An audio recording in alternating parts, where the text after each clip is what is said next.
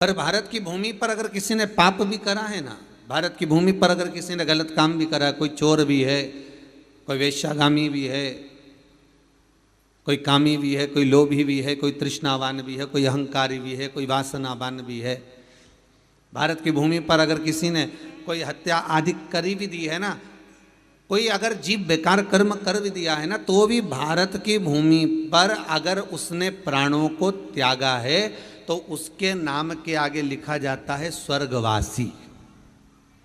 बाकी के देश में लिखाता है क्या स्वर्गवासी? नहीं,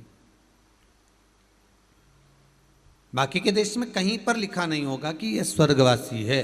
पर भारत की भूमि पर कोई पाप भी कर दिया है, कोई बेकार कर्म भी कर दिया है, कोई गलत काम भी कर दिया है, तो भी लिखा होता है स्वर्गवासी।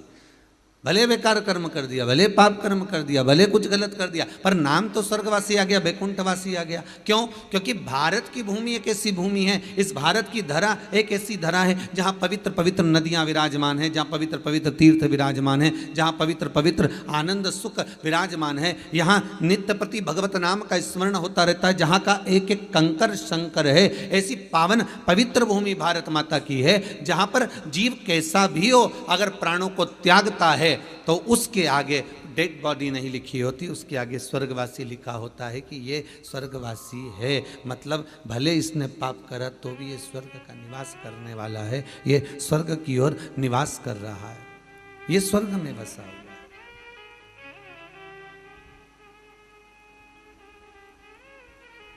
पवित्र भूमि,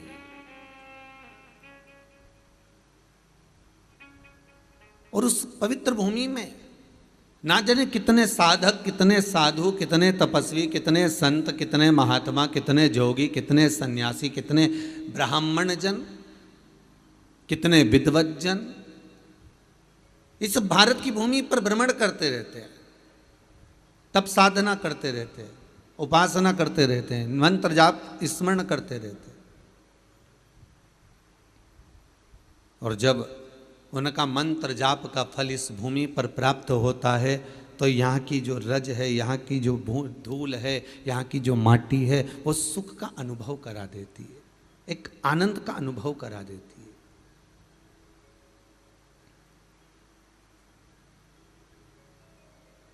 श्री भागीरथ बाबा गंगा जी को लेकर आए।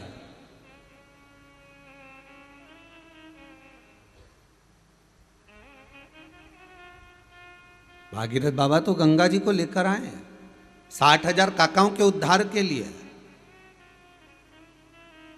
और वो गंगा भी बहती हुई गौमुख से लेकर चलते चलते चलते चलते वो गंगा भी कलकत्ता तक जब पहुंची है, गंगा सागर तक जब पहुंची है, तो उसके घाट पर, उसके तट पर, गंगा महारानी के किनारे पर जितने जितने भक्त, जितने साधु, जितने सन्यासी, जितने साधक, जितने उपासक, जितने जीव रह रहे हैं, ये गंगा उनका कल्याण कर रही है। और जो उसकी शरणागति में जा रहा है, गंगा उसका उद्धार कर रही है।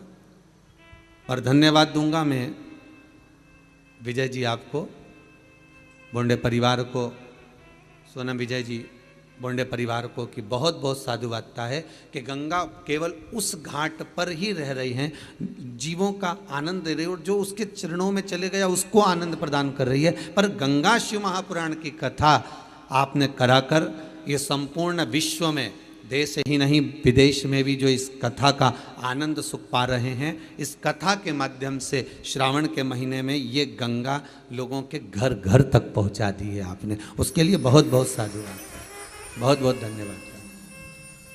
शिव महापुराण के रूप में गंगा शिव महापुराण घर घर तक पहुंचे।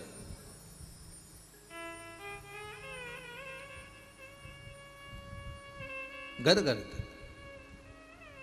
कुछ तिथियां होती हैं, जिन तिथियों में अगर आप रोज गंगा का जल शंकर को नहीं चढ़ा सकते तो शिव महापुराण कथा कहती है, स्कंद पुराण कहती है, विष्णु पुराण कहती है, गर्ग संहिता कहती है, गीता प्रोस गोरखपुर का कल्याण का गंगा अंक कहता है कि कुछ तिथियां भारत की भूमि पर ऐसी वर्णित है जिन तिथियों में भी गंगा का जल हम शिव को अगर एक बूंद भी समर्पित कर रहे हैं गंगा का जल मात्र एक आधी चम्मच भी, आचमन जितना भी अगर हम शिव को समर्पित कर रहे हैं तो उसका सुख आनंदित है। जैसे पंचमी तिथि, नवमी तिथि, दशमी तिथि, एकादशी, प्रदोष, पूर्णिमा, अमावस्या, ये तिथियां हमारे यहाँ जो दी गई हैं, इन तिथियों में अगर हम गंगा का मात्र थोड़ा सा जल भी अगर जल के पात्र में डालकर गंगा जी का जल थोड़ा सा भी शिव के पास लेकर जा रहे हैं, तो ये एक भाव अपने भीतर होना चाहिए कि आप केवल गंगा का जल साधारण शिव मंदिर में समर्पित नहीं कर रहे हो, आप गंगा का जल भले अपने घर से लेकर जा रहे हो और थोड़ा सा भी जल ले जाकर अगर शिव को समर्पित कर रहे हो, तो तुम्हारे भीतर ये भाव होना चाहिए कि मैं गंगोत्री से जल भरकर सीधे रामेश्वर में ले जाकर गंगा के जल को समर्पित कर रही हूँ। श्रावण के महीने में या अन्य महीने में आप शिव को समर्पित कर रहे हैं, ये आपके भीतर एक भाव उत्पन्न होना चाहिए।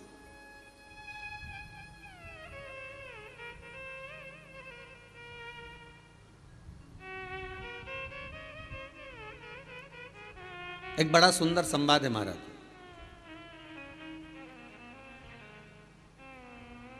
वही कथा फिर आ गई है जिसका हम वर्णन कर रहे हैं कि बोंडे परिवार इस गंगा जी को लेकर घर घर तक पहुंचा रहे। कथा वहां पहुंच रही है, ध्यान दीजिएगा थोड़ा।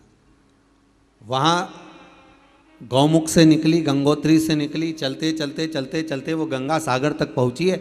हरिद्वार, ऋषिकेश, प्रयागराज सब जगह से निकलती हुई चली गई है, पर केवल वहीं तक नहीं, जन जन तक।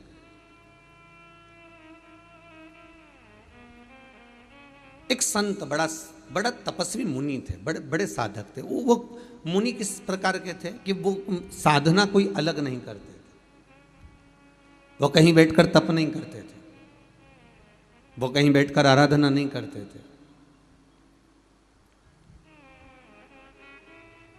तो फिर गुरुदेव आप कह रहे हो कि मुनि है, तपस्वी है, साधक है, उपासक है, और आप एक तरफ से कह रहे हो कि ना तो वो तप कर रहा है, ना वो साधना कर रहा है, ना बैठकर कोई यज्ञ कर रहा है, ना कोई बैठकर अनुष्ठान कर रहा है। फिर मुनि साधक उपासक कैसे हो गया? फिर तो इतना कह सकते हैं कि केवल एक ब्राह्मण है जो पूजन आदि में लगा हुआ है। नहीं नहीं नहीं, शिव महापुराण की कथा कहती है कि वो एक मुनि, एक साधक है, ब्राह्मण कुल में जन्मा, पर बड़ा तपस्वी किस चीज का था? तो शिव पुराण कहती है उसको एक तप साधना थी कि वो कहीं अगर भगवान की कथा होती थी, कहीं अगर शिव महापुराण मिल जाए, कहीं भागवत पुराण मिल जाए, कहीं रामायण मिल जाए, कहीं गीता मिल जाए, कहीं भगवान का गुणानुवाद करना मिल जाए, या कोई संतों का सानिध्य या संतों का समागम अगर कहीं प्राप्त हो जाए, कहीं भगवत चर्चा प्राप्त हो जाए, तो उस जगह पर जाकर बैठ जाता था।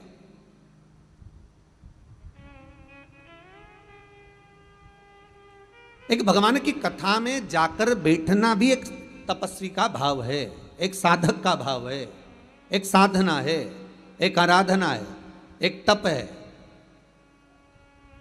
एक भगवान को प्राप्त करने का, भगवान को अपने भीतर उतारने का एक स्थान है।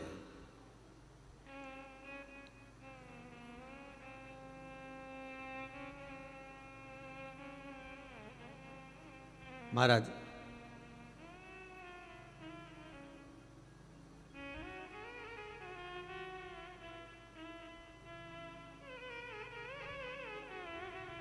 काशी में ढूंढा तुझे, उज्जैनी में पाया है,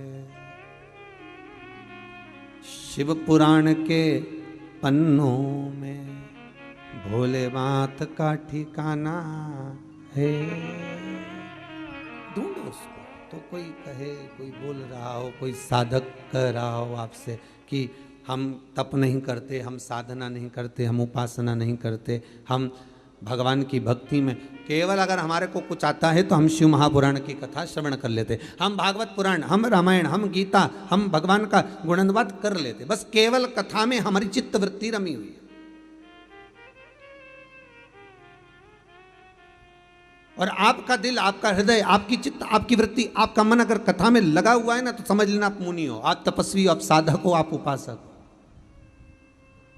ये कई लोगों ने प्रश्न लिखकर भेजे हैं, बहुत सारे प्रश्न हैं और बहुत सारे संवाद भी हमारा।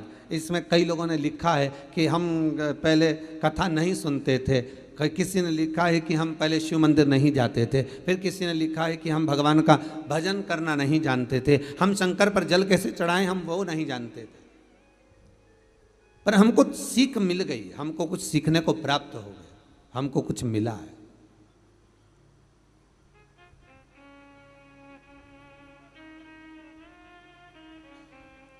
हमको कुछ मिल गया उससे, शिव महापुराण से हमको कुछ प्राप्त हो गया, और ऐसा प्राप्त हुआ है, ऐसा सुख प्राप्त हुआ है, ऐसा आनंद प्राप्त हुआ है कि वो फिर हमारी हृदय में, हमारी चित्त में, हमारी वृत्ति में वो समा गया,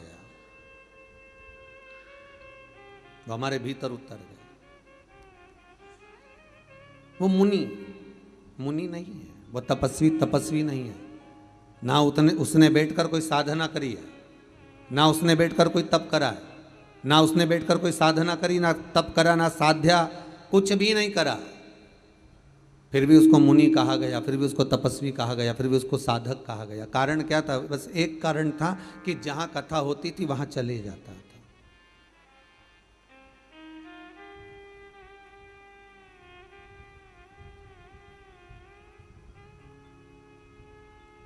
जहां पर मिल गई शिव पुराण, जहां पर मिल गया भगवान का भजन, बस वहां बैठ जाता था।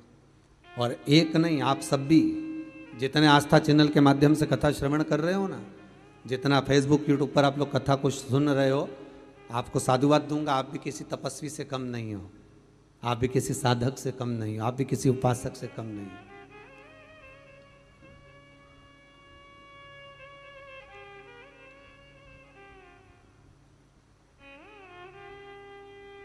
तीन घंटा एक आसन से एक जगह बैठकर कथा का रसस्वादन जरा करिए, कथा को जरा अपने भीतर उतारिए, और चित्त को, वृत्ति को, मन को, हृदय को, दिल को भगवान में जरा लगा कर रखिए, थोड़ा रमा कर रखिए, तो आप तपस्वी ही कहलाओगे, आप साधक ही कहलाओगे, आप उपासक ही कहलाओगे।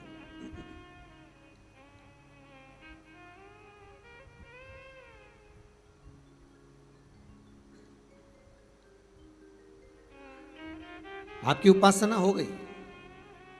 वो ब्राह्मण केवल मुनि का जो वेश रखता है और भगवत की चर्चा में, भगवान के स्मरण में डूबा रहता। चार संत निकल कर जा रहे थे, बड़े जटाजूट बंधे हुए थे, बड़ी माला कंठी पहने हुए थे, बहुत माला धारण करे, चंदन लगाया हुआ है, खूब सावधान, बहुत साधु सन्यासी का वेश धरे हुए। और ये व्यक्ति कहीं से शिव महापुराण की कथा, कहीं से भगवान की चर्चा कर कर आ रहा था। और इसके पास में वो जो जाने वाले व्यक्ति थे, उन्होंने, चार संतों ने आकर पूछ लिया, भैया, ओ भैया, तुम मुनि के वेश में लग रहे हो, तुम तपस्वी के वेश में लग रहे हो, वस्त्र भी तुम तपस्वी ऐसा धारण कर कर रखे हो, पर एक मन में एक प्रश्न है, हम यहां से हरिद्वार जाना है, आप हमको रास्ता बता दोगे क्या हरिद्वार जाने का? उसने पूछा, काहे के लिए जाना है? अरे गंगा का स्नान करने जाना है हमको। अच्छा अच्छा अच्छा, गंगा स्नान के लिए जा रहे हो? हाँ, चले जाओ, यहाँ हमको देखो, हम जानते तो नहीं हैं, तो आप इस गांव के नहीं हो क्या? हम गांव के ही हैं। कितने साल हो गए गांव में रहते रहते? लगभग हमको हो गए 50 साल, 100 साल। हमारे दादा वगैरह भी यहीं रहते थे, पर हम जब पैदा हुए, हमारी उम्र हमारी 50 साल की हो गई, हम कितने साल से रह रहे हैं? अच्छा ठीक है, तो तुम्हें यह नहीं मालूम कि हरिद्वार का रास्ता कौन सा है? गंगा किधर है आपको मालूम नहीं है क्या? उसने हाथ जोड़कर कहा, भैया देखो, बात इतनी सी है कि मैं गंगा माता को नमन करता हूं, मैं गंगा के चरणों को पावन समझता हूं, मैं गंगा के चरणारविंद का स्मरण करता हूं, मैं गंगा जी को अपने मस्तक पर चढ़ाता हूं। पर सबसे बड़ी बात केवल इतनी सी है कि मैं आज तक गंगा को नहाने के लिए नहीं गया। कितने दूर है यहां से? पूछा, बस मैंने सुना है यहां से 42 किलोमीटर की दूरी पर गंगा जी है। 42 किलोमीटर दूरी पर आना, और तुम कभी नहाने नहीं गए? नहीं, मेरा जाना नहीं हुआ। तो गंगा का रास्ता तो देखा होगा? पता नहीं, पर तो लोग कहते हैं इधर से जाते हैं, लोग कह रहे हैं इधर से जाते हैं। अब मैंने देखा तो है नहीं, मैंने जानता तो नहीं। अच्छा अच्छा, ठीक ठीक ठीक। संतों को आ गया क्रोध, चारों संतों ने मिलकर एक साथ कहा, कैसा मूर्ख है, कितना पागल व्यक्ति है। 42 किलोमीटर दूर गंगा जी विराज रही है, 42 किलोमीटर दूर गंगा विराजमान है, और 42 किलोमीटर दूर ये आज तक गंगा नहाने नहीं गया, तो इसके बराबर पापी कौन होगा?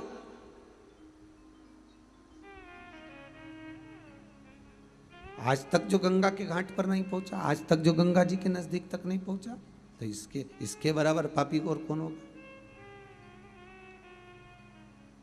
चारों ने कह दिया, तेरे जैसे पापी का हमने कहाँ मुख देख लिया, कहाँ हमने मुंह देखा, तेरे जैसे पापी का कहाँ हमने मुख देख लिया, कहाँ मुख देखा। चारों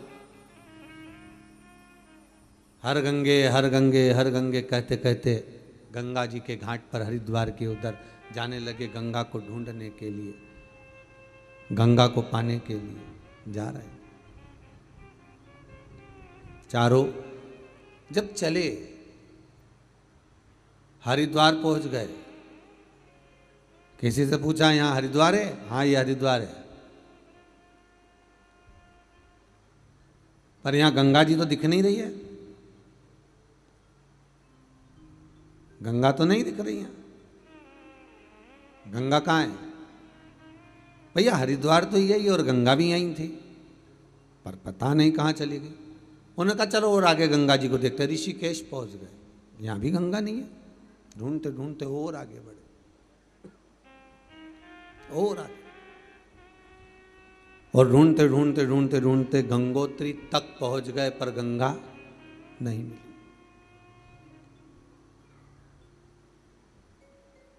गंगोत्री में जाकर इन्होंने किसी तपस्वी से पूछा, यहाँ गंगा है? हाँ ये गंगोत्री है, ये गंगोत्री है, यहाँ तो गंगा रहती है, तो हमें तो गंगा दिख नहीं रही है, कहीं गंगा नजर आ नहीं रही है। फिर गंगा गई कहाँ? पता नहीं।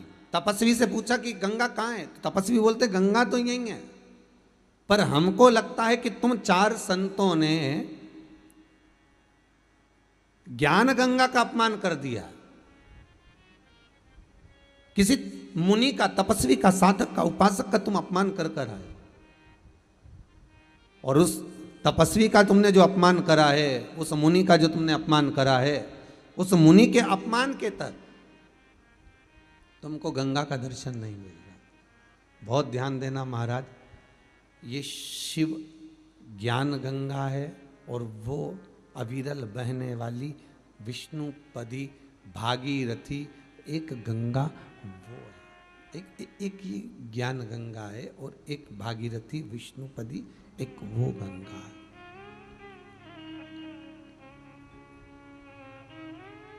दोनों में अंतर है।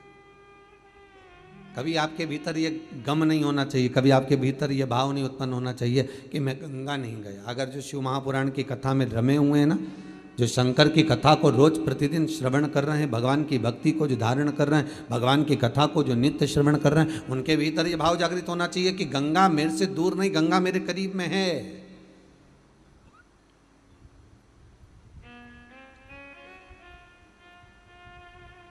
गंगा ज्यादा दूर नहीं, गंगा मेरे नजदीक में। अब क्या करा जाए? तो कहा उस मुनि के पास जाओ। चारों संत मुनि को ढूंढते ढूंढते पहुंचे, वो कथा में बैठा हुआ था, कहीं शिव महापुराण, कहीं सत्संग, कहीं भजन, कहीं कीर्तन, कहीं स्मरण, कहीं नाम जाप, कहीं मंत्र जाप में डूबा हुआ था। गया, चारों मुनियों ने, संतों ने उसके चरण पकड़ लिए, हमसे गलती हो गई, हमने तुम्हें अपमान कर दिया, हमने तुम्हारा अपमान कर दिया, हमसे गलती हो गई। गुरु शिव महापुराण में एक बात कही थी, आप कितनी भी गलती कर रहे हो, आप क्या शब्दों का संबोधन कर रहे हो, आप क्या बोल रहे हो, ये मतलब नहीं है। सबसे मूल ये है कि आप अगर कोई गलती को कर दिए हो तो सबसे पहला संबोधन आपके मुख से निकलना चाहिए क्षमा, सॉरी।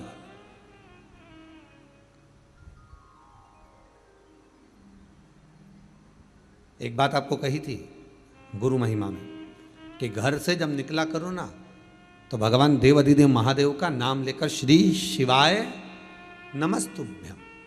घर से जब निकलो, कोई कार्य के लिए जा रहे हो तो आप श्री शिवाय नमस्तुभ्यम का स्मरण कर कर जाइए। आप किसी काम के लिए आगे बढ़ रहे हो, श्री शिवाय नमस्तुभ्यम का स्मरण कर कर जाइए। जिस समय आपके मुख से श्री शिवाय नमस्तुभ्यम का स्मरण हो जाए या शिवलिंग का स्पर्श हो जाए या शंकर का अनुमोदन कर कर ओम नमः शिवाय बोलकर या राम बोलकर, कृष्ण बोलकर, शिव बोलकर, आपके भीतर जो रमा हुआ है, आप राम को मानते हैं आप राम को माने, हम मना नहीं करेंगे। आप कृष्ण को माने तो कृष्ण को माने, हम मना नहीं करेंगे। आपका दिल जिससे लगे,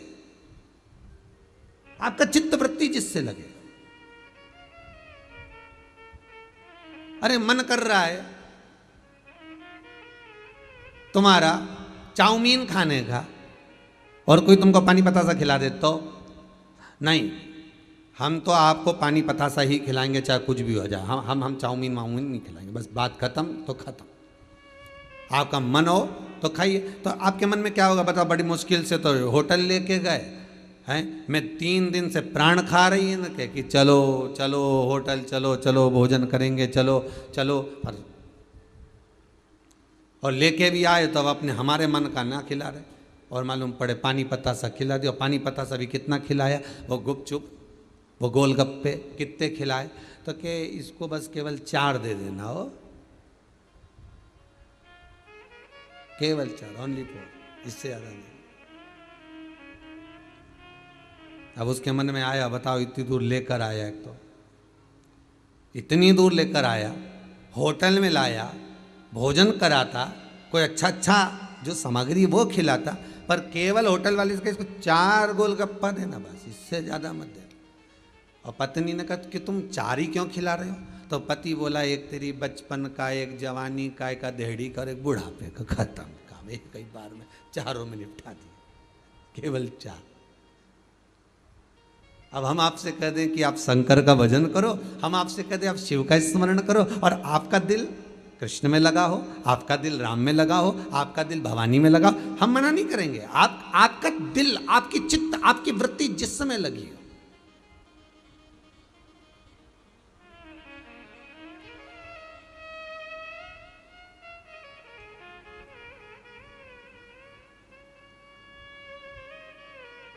आपका मन जहां रम जाए। हम कई बार कहते हैं दुनिया के लोग निर्जीव चीज से प्रेम करते हैं और जीवित चीज से प्रेम नहीं कर पाते। निर्जीव चीज से कितना प्रेम करते हैं ये दुनिया के लोगों को मालूम है। जितने लोग आस्था पर कथा सुन रहे हो, जितने कथा को श्रवण कर रहे हो, जितने मोबाइल पर सुन रहे हो, फेसबुक यूट्यूब पर सुन रहे हो, आप भी निर्जीव चीज से ज्यादा प्रेम करोगे, जीवित चीज से नहीं।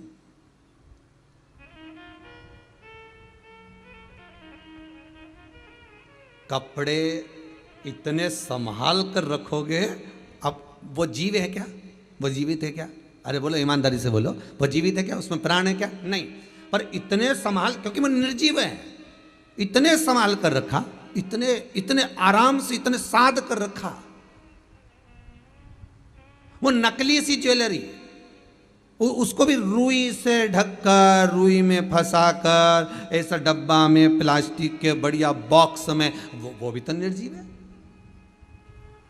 अब ये भी जाने दो, अच्छा तुम तो घर में आ जाओ, और घर में जब पोछा लगाएगी तो ऐसा लगाएगी निर्जीव चीज। अब वो पत्थर बोलता है क्या? निर्जीव।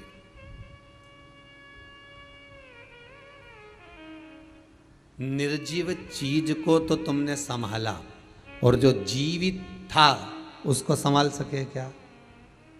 बहू अपने कमरे का पोछा इतने शान से लगवाती है, अच्छे से निकालना, अच्छे से लगाना, उधर से निकाल कचरा, सब पलंग के नीचे से निकाल, इधर पीछे से निकाल, हाँ इधर कंप्यूटर थोड़ा साइड कर दे, वहां से पोछा लगाती हुआ अच्छे से लगाती है ना।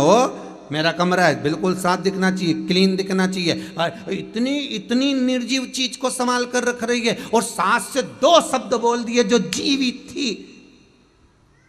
अब ईमानदारी से बोलो, शिव महापुराण की कथा कहती है निर्जीव चीज तुम्हारे मरने के बाद दूसरे की हो जाएगी, और जीवित जिसका तुम अपमान कर रहे हो, जिससे तुम मीठे बोल नहीं बोल सक रहे, जिससे तुम प्रेम के शब्द नहीं बोल सक रहे, अगर इससे प्रेम के संबोधन कर लेती, इससे मीठा बोल लेती, इससे तुम अच्छे स्नेह से बात कर लेते, और ये जीवित चीज आज नहीं तो कल, कल नहीं तो परसों, परसों नहीं तो तुम्हारे प्राण छूटने के बाद तुम्हारे ही संस्कार तुम्हारे बच्चों में आएंगे। अगर तुम प्रेम से रिझाते होते तो बच्चे भी वैसे ही उत्पन्न होते चले जाते, क्योंकि जीवित से प्रेम नहीं करा, तुमने निर्जीव से प्रेम करा।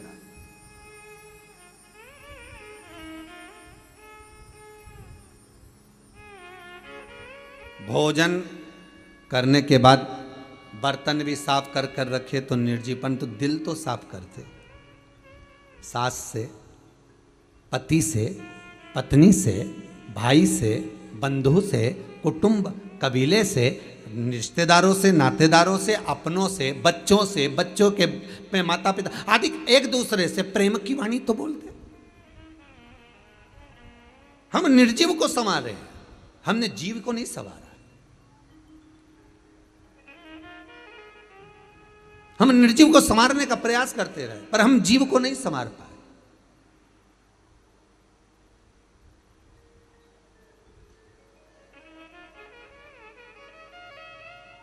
कई लोग हमसे कहते हैं गुरुजी जरा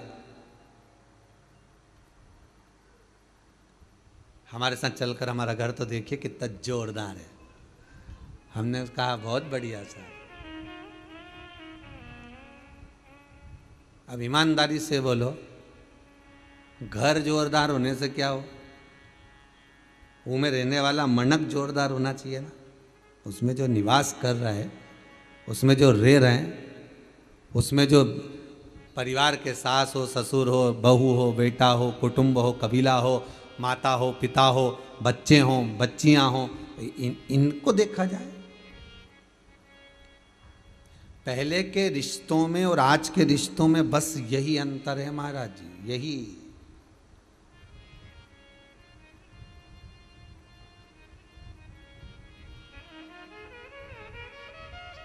है।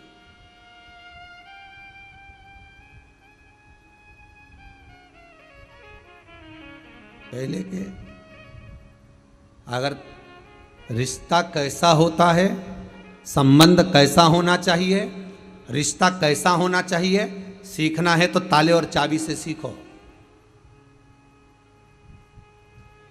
संबंध अगर देखना है तो ताला चाबी, तुम रोज घर में ताला लगाते हो, रोज चाबी लेकर कमरे में जाते हो, रोज पर्स में डालकर चाबी लेकर जाते हो, रोज जेब में डालकर चाबी लेकर जाते हो, कहीं ना कहीं तो लगाते होगे, दुकान में लगाते हो, साइकिल में लगाते होगे, गाड़ी में लगाते होगे, ताला तो लगाते होगे। तो अगर संबंध सीखना है, रिश्तेदारी सीखना है, संबंध कैसा होना चाहिए, अगर ये सीखना है तो एक बार ताला और चाबी से सीखिए। संबंध किसको कहते हैं ये ताला चाबी बताएगा। टूट जाता है ताला पर दूसरी चाबी से खुल नहीं पाता, चाबी वो ही लगती है जो उसमें लगती आई।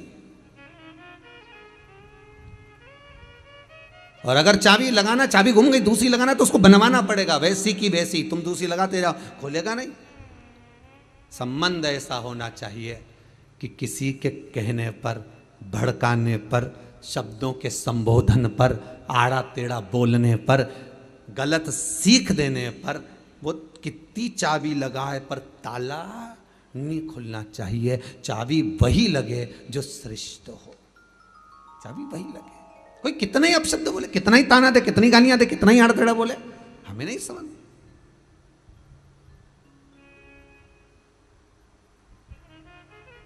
आग लगे बस्ती में, अपन रहो मस्ती में, वही सुख मिल सकता, वही। हम निर्जीव को संवार रहे हैं, जीव को नहीं संवार। हम निर्जीव, बस गंगा की कथा यही कह रही है, शिव महापुराण की कथा यही कह रही है कि जीते जी तो कभी गंगा नहाने गया नहीं, और मरने के बाद वह लोटा में भर लिया। तो पूछा ये लोटे में भर के कहाँ जा रहे हो, तो कि गंगा जी ले जा रहे। अच्छा, गंगा जी? हाँ। तो क्या ये जिंदा थी जब गई थी क्या? कि नहीं, हमारी अम्मा तो कहीं नहीं गई। ओ ठीक है। ये मरा, जो मर गया, ये कभी गंगा जी गया था क्या? नहीं, ये दादाजी भी नहीं गए, कभी पिताजी भी नहीं गए। तो फिर तो क्या उनकी अंतिम इच्छा थी? अच्छा, उनकी इच्छा ये थी कि भगवान ऐसी कृपा कर दे कि मेरी औलाद मुझे एक बार हरिद्वार नहा के लिया, एक बार गंगा जी नहा के लिया। और इनने क्या कहते हैं, उनकी अंतिम इच्छा थी कि गंगा जी जाना है। तो अंतिम इच्छा मतलब पूरी करो, एक बार जीते जी लेकर तो जाते।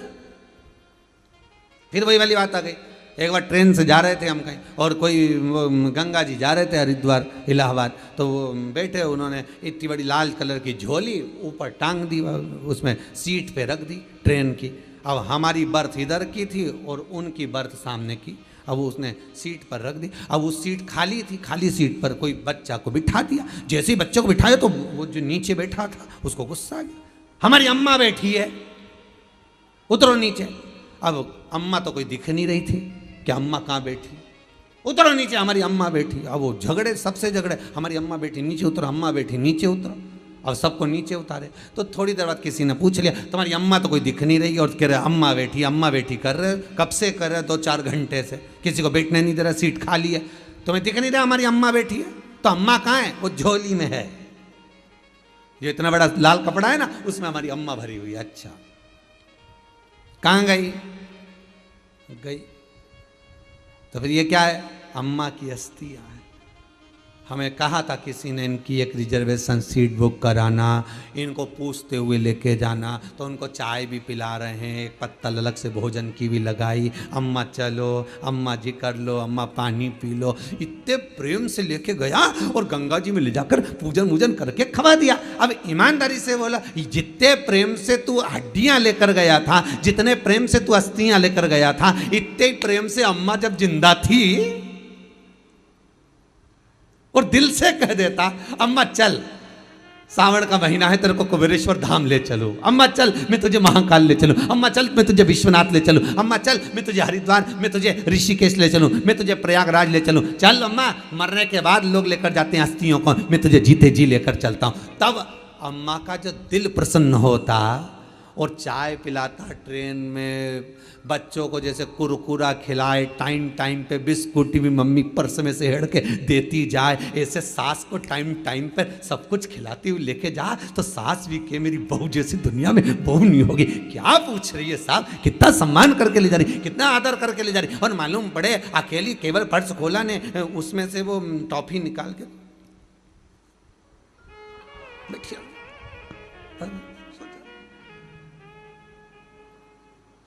सास ने पूछा, क्यों रही, मुंह में क्या है, ऐसे कुतर कुतर कर रही है?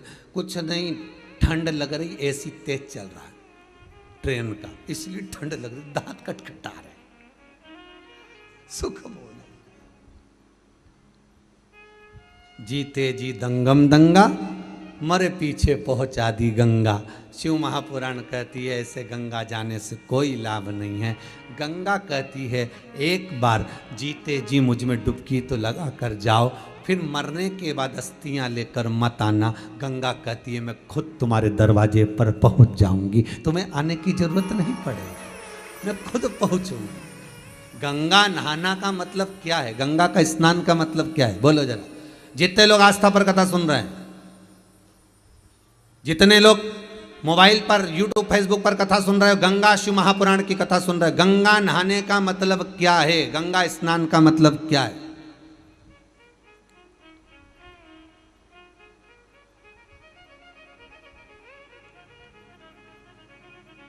नहाने का और स्नान में अंतर क्या है? पहले भी एक बार कहा, नहाने और स्नान में अंतर क्या? आप लोगों में से कितने लोग हैं जो स्नान कर कर आए? जितने लोग टीवी पर कथा सुन रहे हो, आप लोगों ने आज स्नान करा कि नहीं करा?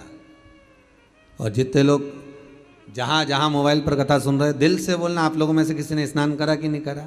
तो आप लोग मुंडी हिला कर रखोगे हमने तो स्नान करा साहब है।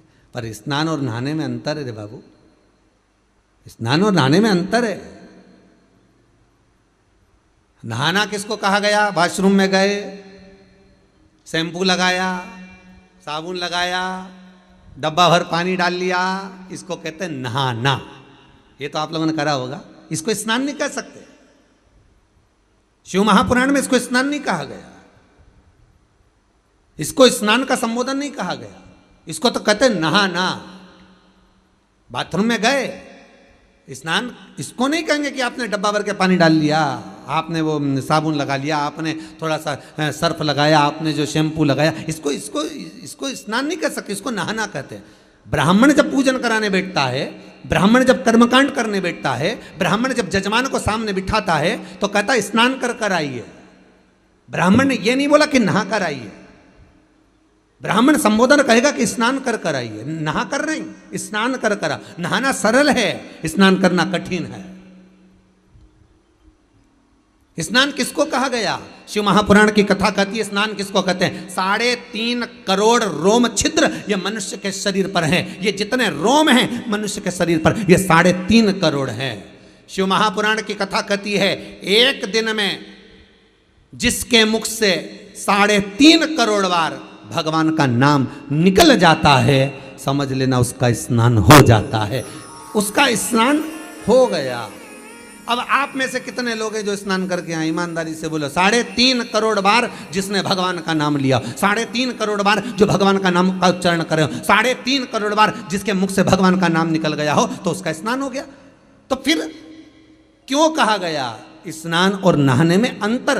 तो क्यों कहते हैं संत, क्यों कहते हैं साधु, क्यों कहते हैं तपस्वी, साधक, उपासक, कथाकार? बार बार आपसे क्यों कहते हैं कि जहां कथा हो रही हो, चाहे टीवी पर चल रही हो, चाहे मोबाइल पर चल रही हो, चाहे कुबेरेश्वर धाम में चल रही हो, कथा जहां हो रही हो, कथा जहां सुनने को मिल रही हो, वहां थोड़ी देर बैठकर कथा का रसस्वादन करिए, वहां बैठकर कथा सुनिए। क्यों कहा जाता है? उसका कहने का कारण केवल इतना सा है कि जब आप कथा सुनने के लिए बैठते हो, 3.5 करोड़ रोम छिद्र इस मनुष्य के शरीर में है, रोमावली इस मनुष्य के शरीर में है। जब व्यक्ति कथा सुनने के लिए बैठता है और ब्राह्मण जन, साधु जन, तपस्वी जन, साधक, उपासक जब कथा कहते हैं, उनके मुख से जो शब्द बहते हैं, उनके मुख से जो शब्द निकलते हैं, कथा का रसस्वादन जो निकलता है, ये 3.5 करोड़ रोम छिद्रों में समाता है और व्यक्ति का स्नान अपने आप हो जाता है। उसको जपने की भी जरूरत नहीं पड़ती, मात्र उसने सुना, उसमें उसका कल्याण हो। नहाना और स्नान अंतर है। कर्मकांडी ब्राह्मण, कभी विद्वान ब्राह्मण, कभी साधुजन, आचार्य जन, शास्त्री जन, कभी विद्वत जन, जितने ब्राह्मण इस भारत की भूमि पर आपको मिलेंगे, जब बाहर मिलेंगे, जो भी कहेंगे तो एक ही बात कहेंगे, जाकर स्नान करिए आइए, पूजन पे बैठ जाइए, जाओ स्नान कर आओ, अभिषेक पे बैठिए। नहाने का नहीं बोलेंगे, स्नान का बोलेंगे। स्नान का मतलब है कि जाओ थोड़ी देर भगवान का भजन गाओ, भक्ति को अपने भीतर उतारो। जब भक्ति भीतर उतर जाएगी तो पूजन करने जब बैठोगे तो आप रूप सुख का अनुभव, सुख का आनंद प्राप्त हो जाएगा अपने आप।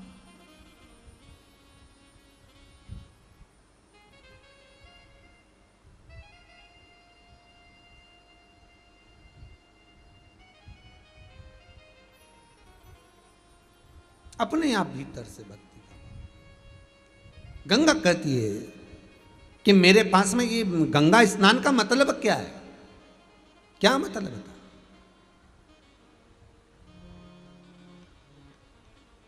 अरे विचार करो जरा।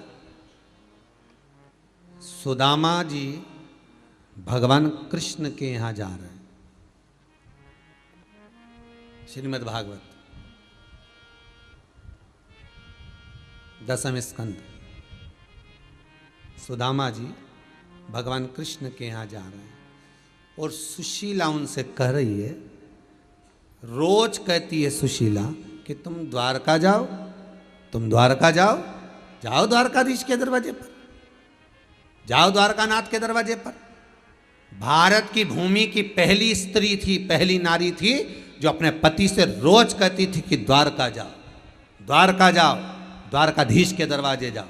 नहीं तो आज के ज़माने की सारी नारियां सुबह से उठकर एक ही बात कहती, दूध की थैली लिया, जाओ जरा गिलकी लिया, आलू लिया, टमाटर लिया, जाओ जरा हरा धना लिया, हरी मिर्ची लिया। और कोई नारी नहीं कहती कि जाओ द्वारका जाओ, जाओ बद्रीनाथ जाओ, जाओ दर्शन करने जाओ, जाओ शंकर की कथा में जाओ, जाओ भगवान का स्मरण करो। पर पहली नारी थी सुशीला जो अपने पति सुदामा से रोज कहती, उठते से कहती थी जाओ द्वारका जाओ, जाओ द्वारका जाओ, जाओ द्वारका जाओ। सुबह से लेकर शाम तक 50 बार कहती थी द्वारका जाओ, द्वारका जाओ। मार्ग बताती है कि द्वारका जाओ। और जब सुदामा जाने लगे द्वारका, आज मन में आ गया कि मैं द्वारका जा रहा हूं, तो सुशीला कहती रुक जाओ, कुछ लेकर जाओ, कुछ लेकर जाइए, मैं लेकर आती हूं। और सुशीला जो चावल पड़ोसन से मांग कर लाई थी, सुशीला ने अपना पल्लू फाड़कर उस चावल को अपने पल्लू में बांधकर उसको लपेट कर अपने पति को दिया और पति बाजू में दबाकर फिर लेकर गया। तो सुदामा जी ने चावल कृष्ण को क्यों दिए? किससे लिए?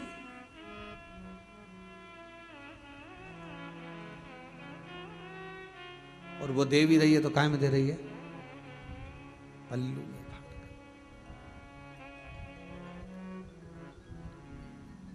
और भगवान के नैनों में जल भरा हुआ था।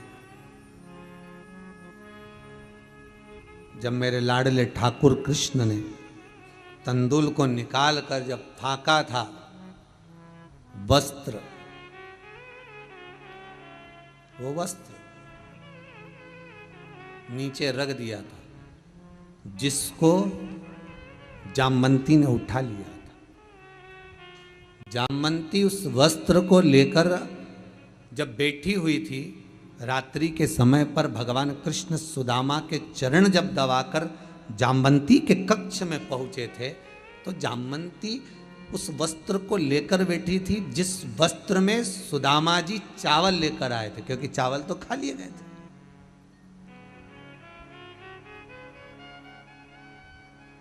वो केवल वस्त्र बचा हुआ था। जामवंती उसको लेकर बैठी थी तो द्वारकानाथ ने पूछ लिया, ए जामवंती, ये वस्त्र, ये तो सुदामा जी वाला वस्त्र है। हाँ, लेकर क्यों बैठी हो, किस लिए बैठी हो? जामवंती कहती है मुझे लगता है ये वस्त्र नहीं है।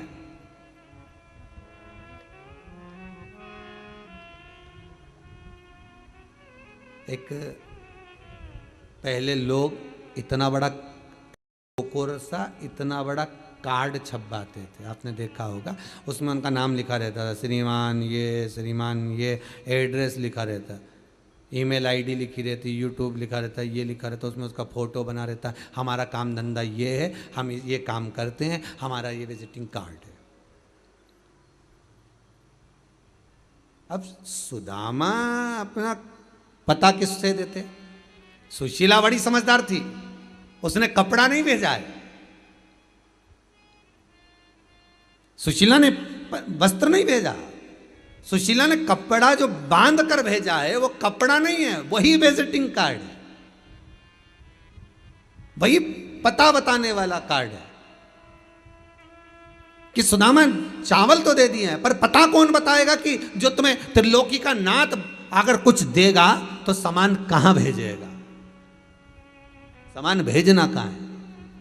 इसलिए वो वस्त्र जामवंती ने उठा लिया था। और वो जामवंती उस वस्त्र को देखकर द्वारकाधीश से कहती है, ये वस्त्र आप रखिए, आपको मालूम पड़ेगा कि जो आप 3 मुष्टिक पाए हो, उस 3 मुष्टिक का भाग भेजना कहाँ है, ये आपको मालूम पड़ेगा। स्थान बताया, एड्रेस बताया। कोई आपसे पूछ ले कि गंगा नहाने का, गंगा स्नान का मतलब क्या है, तो गंगा स्नान का एक ही मतलब है, शिव महापुराण में बहुत सुंदर मतलब बताया है कि गंगा नहाने का मतलब क्या है।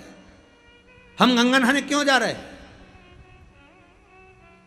हम गंगा का स्नान करने के लिए क्यों जा रहे हैं? जीते जी गंगा नहाने का शास्त्र प्रमाण क्यों देता है कि गंगा जाओ तो जीते जी नहाओ, मरने के बाद अस्थियां बाद में भेजते रहना।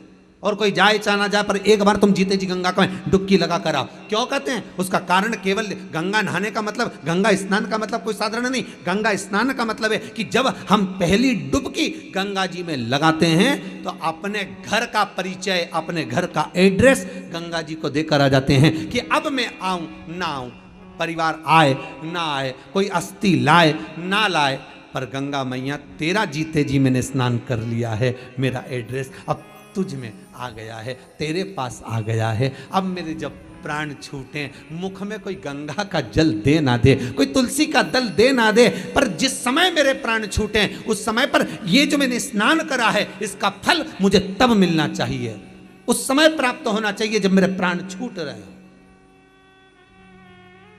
ये एड्रेस बता दिया जाता गंगा जी।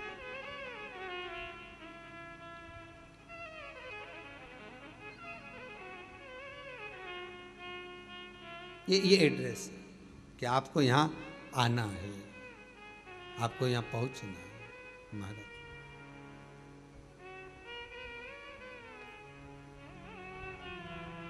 हमें यहाँ काहे की नैया बनी कौन खिवैया, काहे की नैया बनी कौन खिवैया,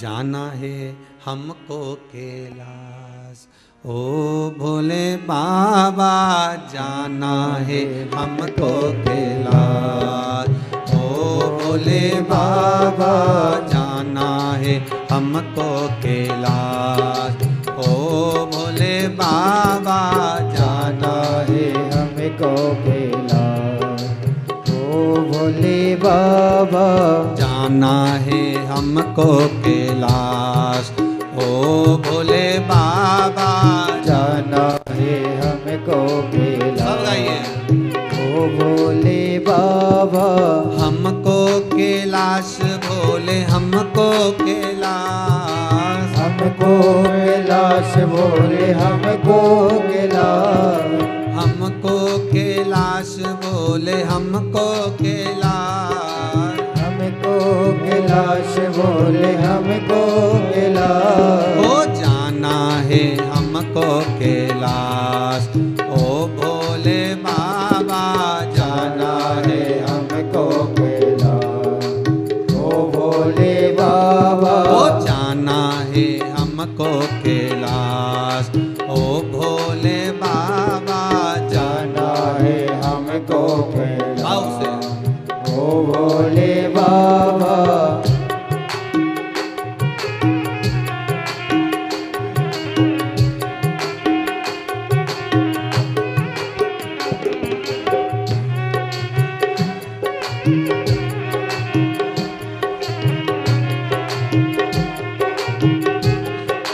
हर भोले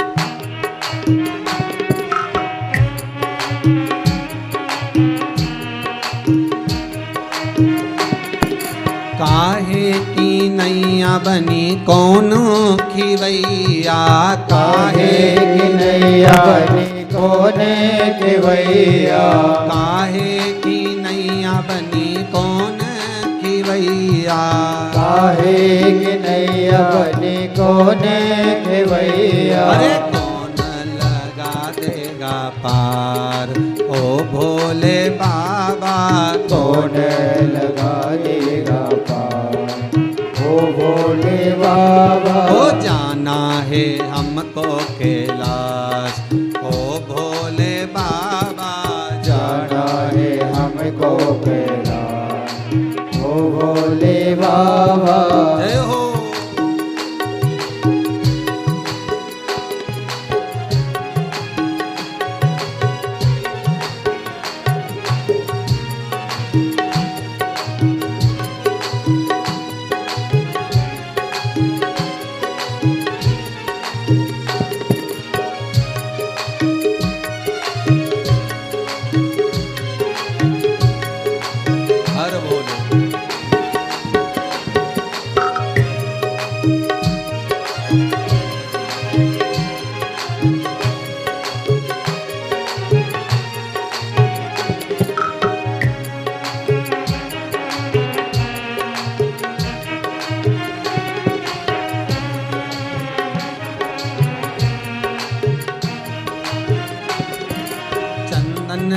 नैया बनी राम जी खिवैया, चंदन की नैया बनी राम जी के भैया, चंदन की नैया बनी राम जी खिवैया, चंदन की नैया बनी राम जी के भैया। ओ भोले लगा देंगे पार, ओ भोले बाबा भोले लगा देगा पार, ओ भोले बाबा जाना है हमको कैलाश, ओ भोले बाबा जाना है हमको कैलाश, ओ भोले बाबा हमको कैलाश बोले हमको कैलाश, हमको कैलाश बोले हमको कैलाश, हमको कैलाश बोले हमको कैलाश, हमको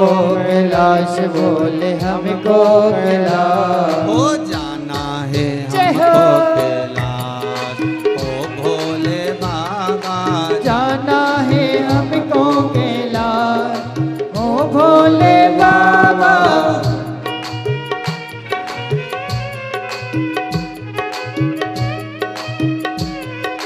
हरि बोल।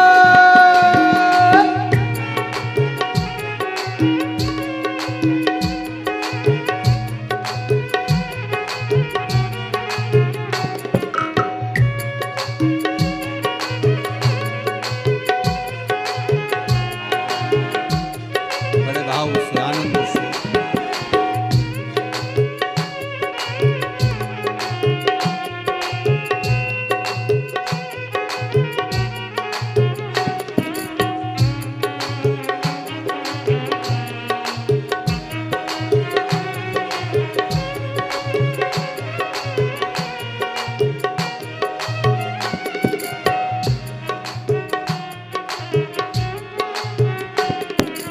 काहे की माला बनी कौन नाम जपना, काहे की माला बनी कौन नाम जपना, काहे की माला बनी कौन नाम जपना, काहे की माला बनी कौन नाम जपना। अरे कौनो लगा देगा पार, ओ भोले बाबा कौनी लगा देगा पार, ओ भोले बाबा जाना है हमको कैलाश, ओ भोले बाबा जाना है हमको कैलाश, ओ भोले बाबा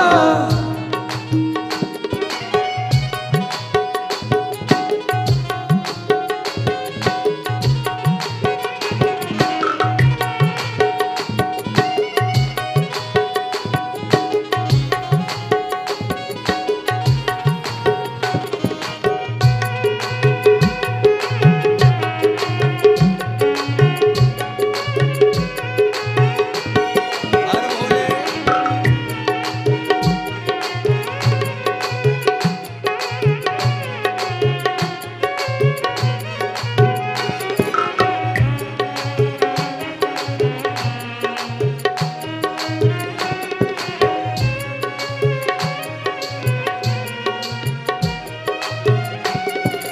तुलसी की माला बनी राम नाम जपना, तुलसी की माला बनी राम नाम जपना, तुलसी की माला बनी राम नाम जपना, तुलसी की माला बनी राम नाम जपना। अरे भोले लगा देंगे पार, ओ भोले बाबा भोले लगा देंगे पार, ओ भोले बाबा भोले लगा देंगे पार, ओ भोले बाबा भोले लगा देंगे पार, ओ भोले बाबा हो जाना है हमको कैलाश, ओ भोले बाबा जाना है हमको कैलाश, ओ भोले बाबा जाना है हमको कैलाश, ओ भोले बाबा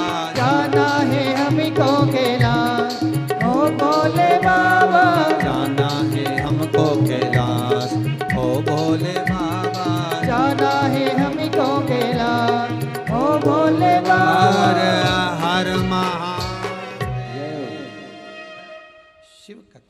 चाहिए कि आप गंगा अगर स्नान करने के लिए जा रहे हो तो भाव ये होना चाहिए कि आप जीते जी गंगा को एड्रेस बता कर गए, पता।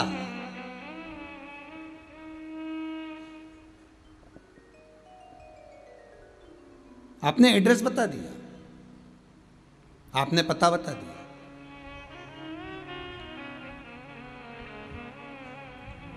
शिव पुराण कह रहे,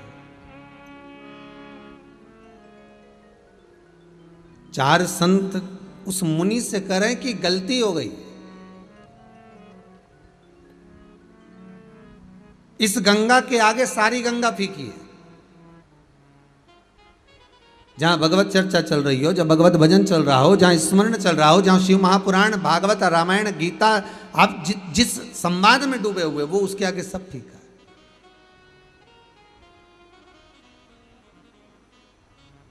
सब फीका।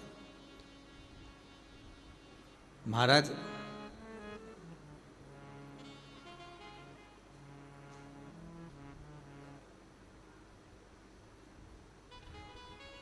गंगोत्री में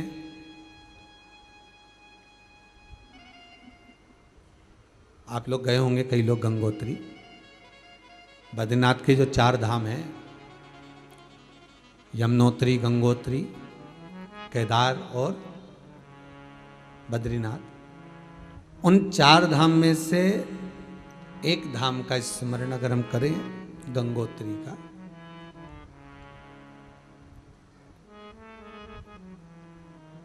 वहां बैठकर भागीरथ जी महाराज ने तप साधना करी। शिव महापुराण कथा कहती है।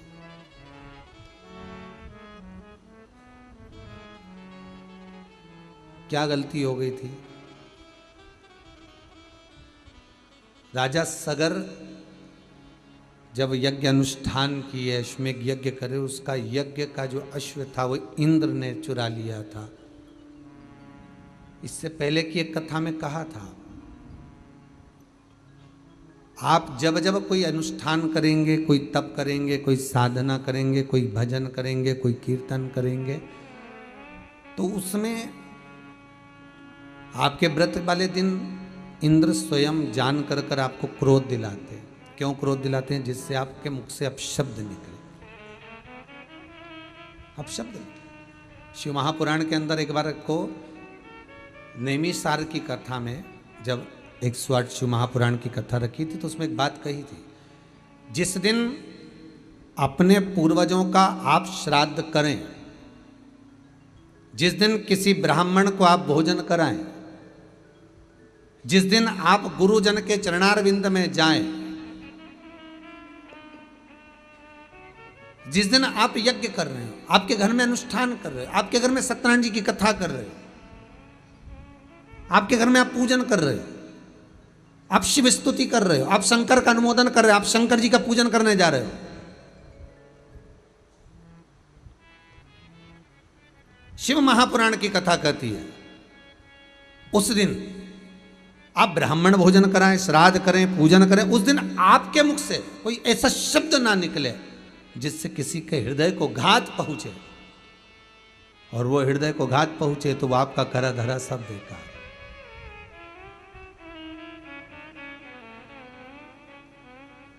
पहले भी काज फिर कहते हैं, आप मंदिर में अगरबत्ती लगाएं ना लगाएं, आप मंदिर में दिया जलाएं ना जलाएं, आप मंदिर में चंदन लगाएं ना लगाएं, आप भगवान को जल चढ़ाएं ना चढ़ाएं, आप भगवान को पुष्प चढ़ाएं ना चढ़ाएं, पर इतना बात जरूर याद रखना कि आप इन सब चीज से बढ़कर है कि किसी का दिल ना दुखाएं।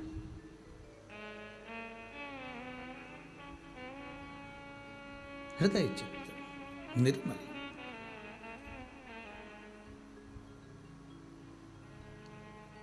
ये चित्तवृत्ति निर्मल हो,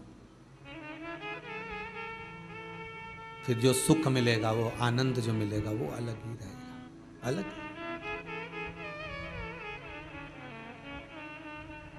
संत तुकाराम जी का चरित्र याद आ गया।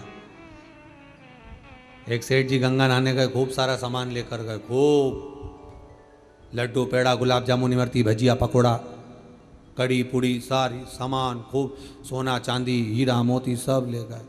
गंगा नहाने के लिए गए, खूब बांटा, खूब बांटा और गंगा नहाए बाहर निकले तो घाट पे आके खूब गालियां दी, जिन जिन को दान दिया उनको खूब खूब गाली दी।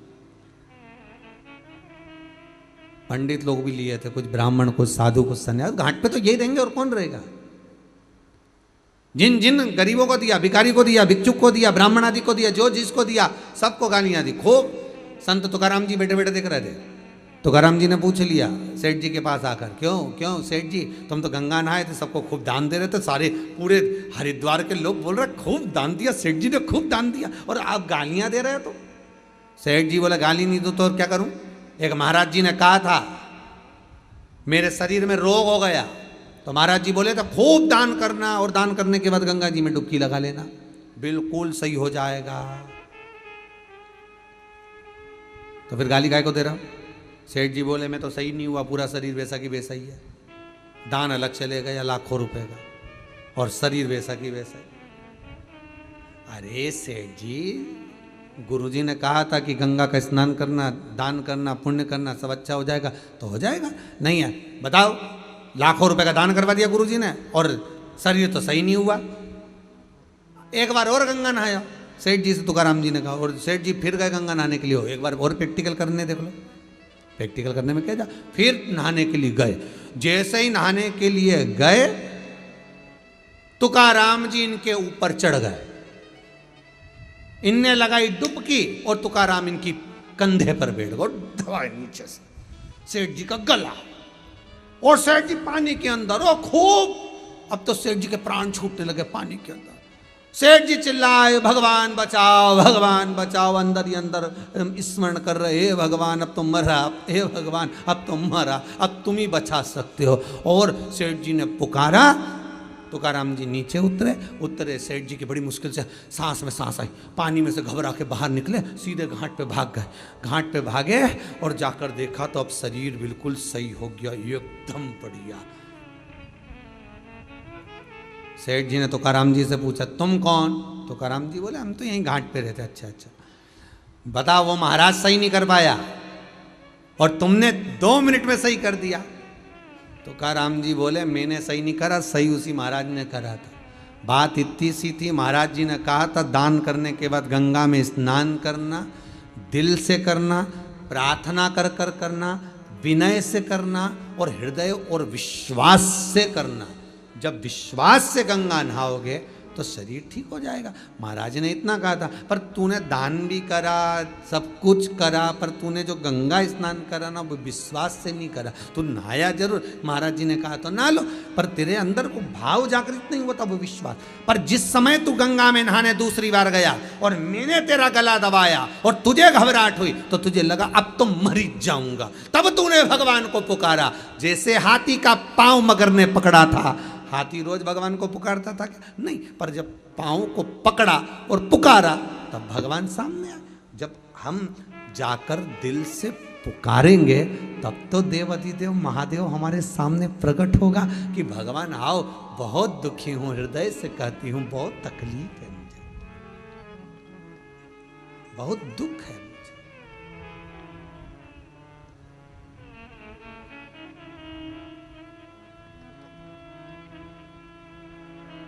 बहुत तकलीफ। भगवान को दिल से पुकारोगे भगवान आएगा।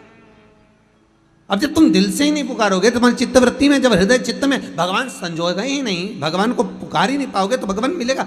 अरे फिर कहूंगा, श्रावण के महीने में आप पूरे मोहल्ले में, नगर में, कॉलोनी में, सोसाइटी में, जहां चाहो वहां देखना लोग चंदन लगाए मिलेंगे। लोग खूब शंकर जी की आराधना, रुद्राक्ष की माला, ये वो, और खूब बाबा के भस्म लगा के भगवान को रिझाने का प्रयास करेंगे। पर भगवान जानता है कि ये बरसाती मेंढक है।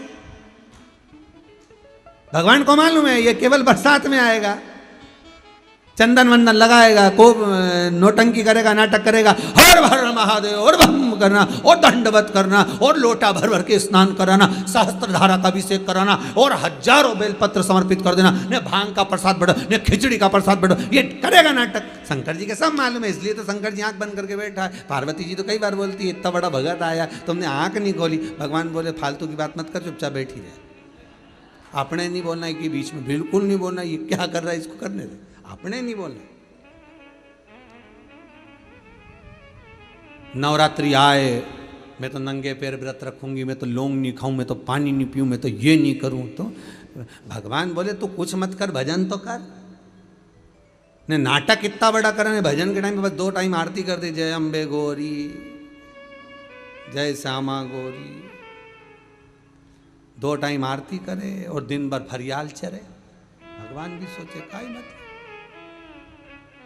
इसीलिए तो आपको बार बार कहते हैं दिन भर चरो, एकादशी करो। सावन के महीने में भी हम नहीं बोलेंगे तुमसे कि तुम व्रत करो, हम तो ये कहेंगे खूब प्रेम से खाओ और भगवान का गुण गाओ।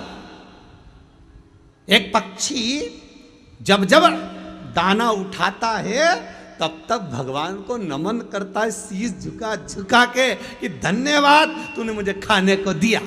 और हम तो ऐसी छाती ठोक के खाए नहीं, एक बार राम नहीं किया कि धन्यवाद तूने खाने को दिया। आज मुझे चावल मिला, कि रोटी मिली, कि पूड़ी मिली, अच्छा मैंने जोरदार कपड़ा पहना, तेरी कृपा। आज मैं खूब आनंद से कथा सुन रहा हूँ, ये तेरी कृपा। हम भगवान को धन्यवाद कब देंगे? हम दें उसको धन्यवाद।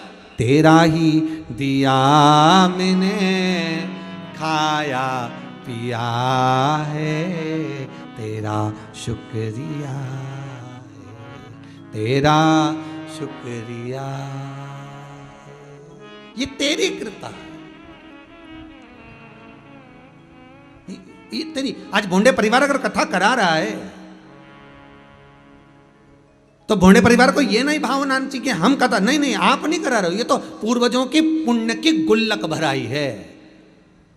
कहीं भोंडे परिवार के ये पुण्य की गुल्लक भराई है, कहीं के दादा परदादा जो भले शांत हो गए, पिता आदि कहीं शिव के उपासक होंगे, कहीं शंकर के करुणा हुई होगी, कहीं पुण्य की गुल्लक भराई होगी, तब जाकर ये बेटे और बहू, ये सोनम जी और विजय जी, इन लोगों ने आज ये शिव महापुराण की कथा को अपने माता के साथ में संजोया है। ये कृपा शिव कर।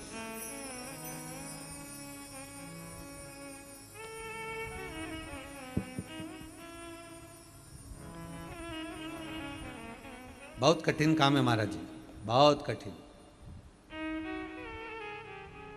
भगवान कभी नहीं कहता कि मुझे पाने के लिए अब कपड़ा बदलो, भगवान कहता मुझे पाने के लिए कलेजा बदलो। कपड़े से मतलब नहीं चलेगा, कितना ही चेंज करो उसको कोई फर्क नहीं पड़े, वो तो तुम बदल बदल के देख।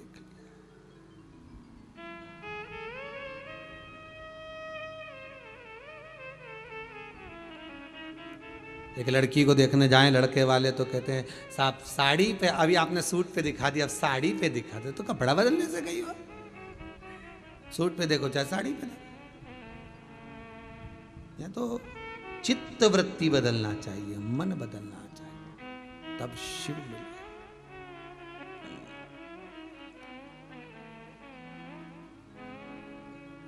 भागीरथ बाबा ने तब गंगोत्री में बैठकर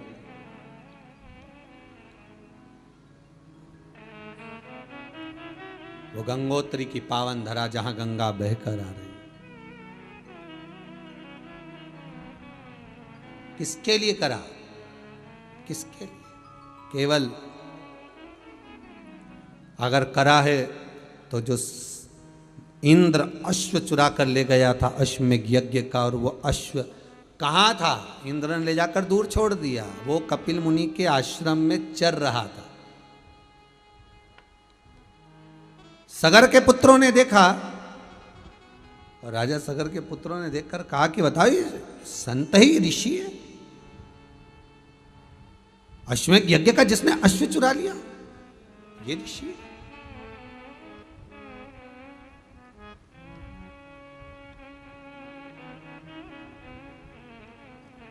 अश्वमेघ यज्ञ का जो अश्व चुरा लिया ये ऋषि है। बहुत सतर्कता की कथा है भागीरथी मारी। ये भागीरथ जी का चरित्र 50 बार पढ़िएगा, 50 बार सुनिएगा, 1000 बार आपने पहले सुन चुका है, फिर सुन लीजिए, फिर सुनिए। अश्व चुराया था इंद्र ने, रख दिया, यहां वहां छोड़ दिया, इल्जाम लग गया कपिल बाबा को, इन्होंने कहा, पर श्रेष्ठता नहीं। बहुत ध्यान दीजिएगा महाराज।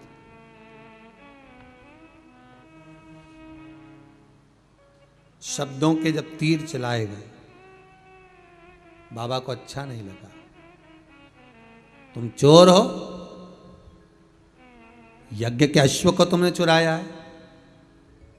एक बात बहुत ध्यान में उतारिएगा, किसी जगह पर यज्ञ हो रहा है, बड़ा विशाल यज्ञ हो रहा है, बड़ी विशाल श्रीमद् भागवत कथा हो रही है, बड़ी विशाल शिव महापुराण की कथा हो रही है, बड़ी विशाल रामचरितमानस हो रही है, बड़ा विशाल कार्यक्रम हो रहा है साहब, बड़ा विशाल यज्ञ हो रहा है, बड़ा विशाल प्राण प्रतिष्ठा हो रही है, बड़ा विशाल ये कार्यक्रम हो रहा है। धर्म का कार्य अगर कहीं पर हो रहा है तो आप भी धर्म से जुड़ना।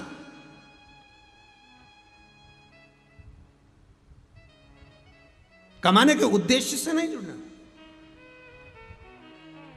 धर्म से जुड़ने का प्रयास करें।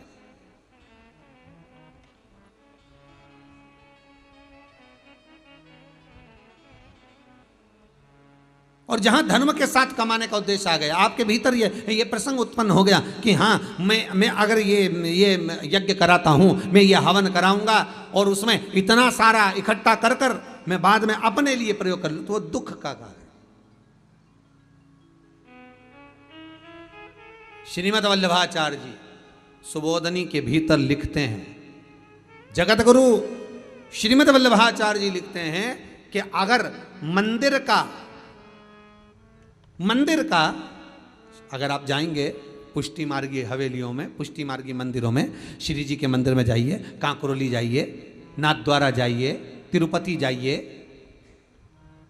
तिरुमाला जाइए, हवेली जियों में जाइए, जहां ठाकुर जी विराज रहे हैं भगवान, तो उस मंदिर में कोई प्रसाद आपको फ्री का नहीं मिलेगा। आपको अगर 50 रुपए जमा करोगे तो एक लड्डू मिल जाएगा। आपने अगर 20 रुपए जमा करे आपको इतना प्रसाद मिल जाएगा। कई लोग कहते हैं यहां तो व्यापार चल रहा, व्यापार नहीं।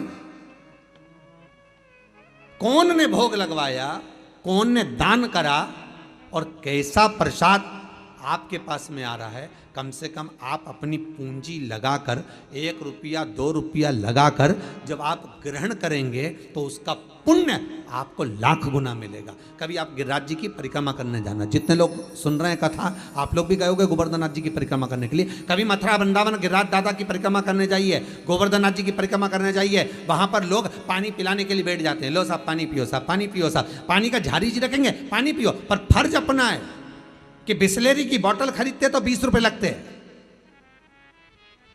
फर्ज अपना है। बिस्लेरी की बोतल खरीदते 20 रुपए लगते हैं, तो आप अगर उसके यहां से पानी पी रहे हो तो कम से कम 1 रुपया हमें उसको देना है, क्योंकि वो पानी भरकर लाया है, सुबह से शाम तक आपकी प्रतीक्षा में आस लगाकर बैठा है।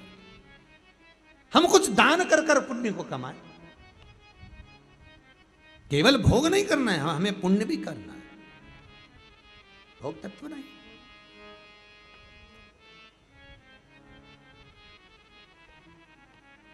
कभी पुण्यता का भाग, कभी पुण्यता।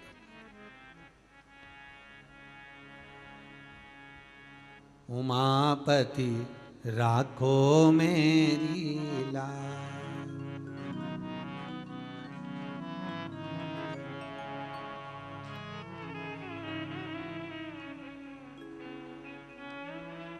उसके द्वार पर जाकर, उसकी चौखट पर जाकर हम जो पाएं, हम जो सुख का अनुभव कर पाए, वो एक आनंद है।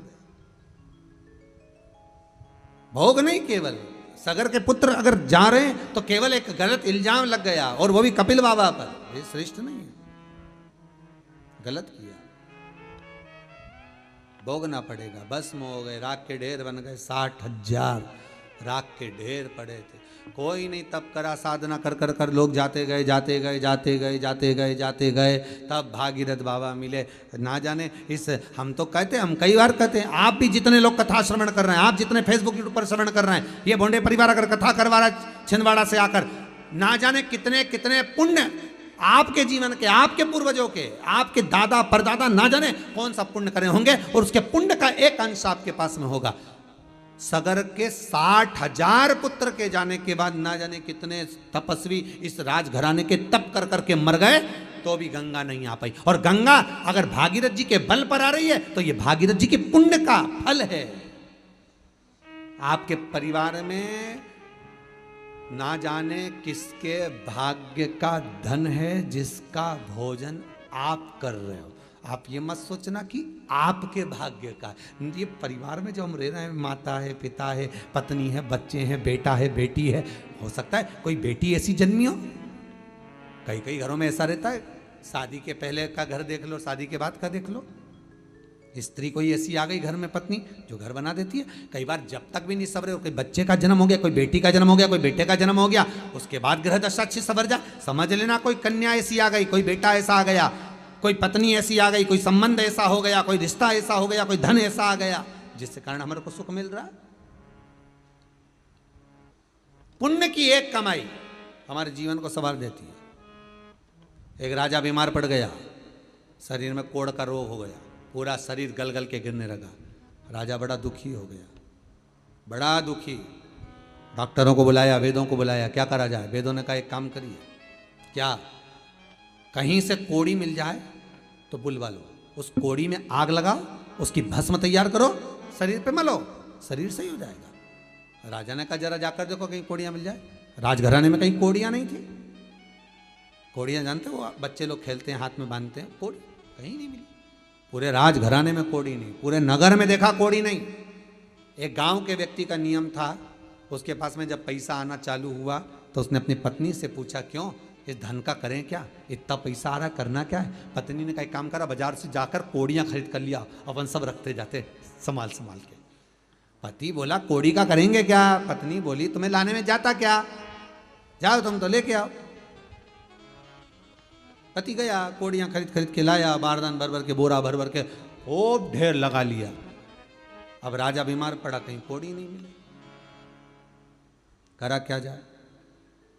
राजा के दूतों को भेजा, जाओ जरा दूसरे नगर से लेकर आओ। तब मालूम पड़ा ये बाजार में कोड़ी क्यों नहीं मिलती, क्योंकि ये गांव का व्यक्ति आता है, रोज खरीद के ले जाता है, ढेर सारी ले जाता है, इसलिए कोड़ियां नहीं मिल रही। क्या करा जाए। तो एक काम करो, क्या, उसी के यहाँ चलते हैं। उस गांव के व्यक्ति के पास राजा के दूत गए, सेवक गए, सैनिक गए, तुम्हारे पास कोड़ियां हैं। हाँ है, पर हमारी हैं, हमने पैसे से लाए। राजा बीमार पड़ा है, लाओ कोड़ियां दो। हम हमारी कोड़ी नहीं दे सकते, हमारे पैसे की है। डराया, धमकाया, जेल में डालने की बात आ गई। तब पति अंदर गया, एक थाली में कोड़ियां भर कर लाया, उस पर हाथ फेरा और राजा के दूतों को दिया। लो झोली कर लो, इसमें डाल देता हूं। राजा के दूतों ने झोला कर लिया, बैग कर लिया, बोरी कर ली, बारदान कर लिया, उसमें डाल दिया। फिर भर कर लाया, फिर हाथ फेरा, फिर डाल दिया, फिर भर कर लाया, फिर हाथ फेरा, फिर डाल दिया। राजा के सैनिकों ने कहा तू कोड़ियां अंदर से ला रहा है, हाथ फेर रहा है, सीधे क्यों नहीं डाल देता, ला कर बोरा उठाकर क्यों नहीं दे देता, झोला उठाकर क्यों नहीं दे देता। उसने कहा भैया कोड़ियां थाली में लेकर आ रहा हूं, उस पर हाथ इसलिए फेर रहा हूं कि उन कोड़ियों में मैं वो कोड़ी ढूंढ रहा हूं कि ऐसी कौन सी कोड़ी आ गई जो मेरे इतने सारे धन को लेकर जा रही है। उस कोड़ी को ढूंढने का प्रयास कर रहा हूं। डॉक्टर में ज्यादा पैसा लगने लगे, पुलिस में ज्यादा लगने लगे, गलत जगह पर ज्यादा लगने लगे, मदिरा पान मांसाहार वेश्यावृत्ति जुए में ज्यादा लगने लगे, कहीं गलत जगह पर पैसा ज्यादा लगने लगे, तो अपने घर की कोड़ी में से भी कोड़ी ढूंढने का प्रयास करना कि वो कौन सी कोड़ी एक आकर रखा गई कि हमारा रखा रखाया धन भी लेकर जा रही है। वो कोड़ी ढूंढने का प्रयास करो। और घर में अगर लोग शिव महापुराण की कथा सुन रहे हैं, घर में अगर परिवार वाले शंकर की कथा में लगे हैं, शिव महापुराण की कथा में कथा करवा रहे हैं, शंकर के कथा का अनुमोदन कर रहे हैं, शिव तत्व में डूबे हुए हैं, दान हो रहा है, पुण्य हो रहा है, सत्कर्म हो रहा है, भजन हो रहा है, कीर्तन हो रहा, तो वो कोड़ी ढूंढने का प्रयास करना कि भगवान ने ऐसी कौन सी कोड़ी दे दी जो मेरे हाथों से शिव महापुराण की कथा करवा ली, मेरे हाथों से दान करवा लिया, मेरे हाथों से पुण्य करवा लिया, मेरे हाथों से सत्कर्म करवा लिया। वो कोड़ी कौन सी, उसको ढूंढने का प्रयास करिए।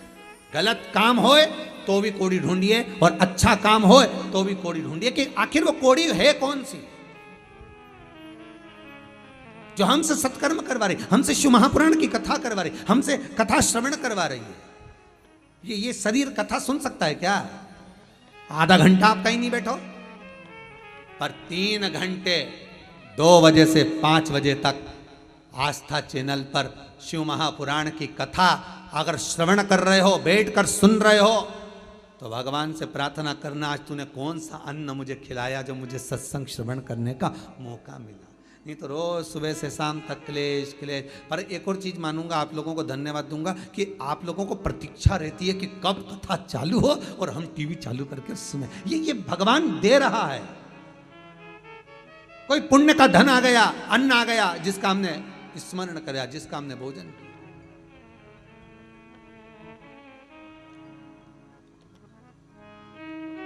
ये उसकी कृपा, ये उसकी दया, उसकी करुणा। और जब तक वो कृपा ना करे, जब तक वो करुणा ना करे, तब तक मुश्किल है, मुश्किल, बहुत मुश्किल। शिव करुणा सागर करुणा कर तो जीवन का सुख मिले क्यों ना, क्यों ना मिले।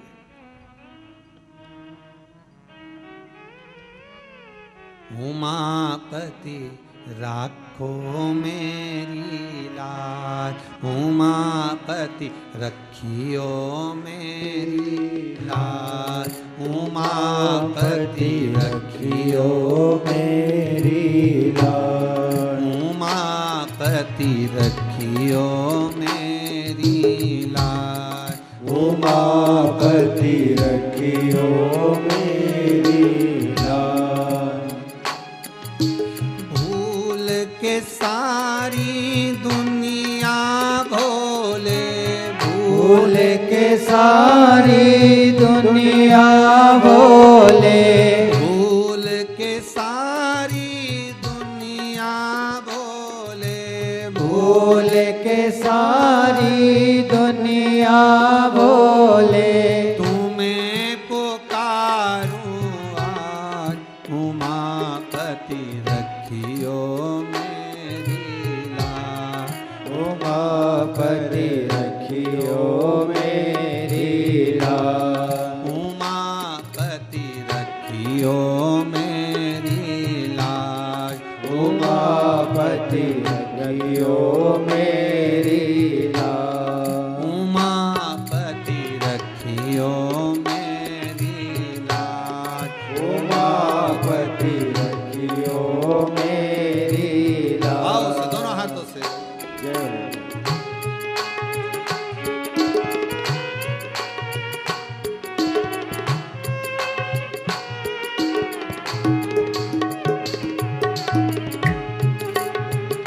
शंकर है त्रिलोकीनाथ।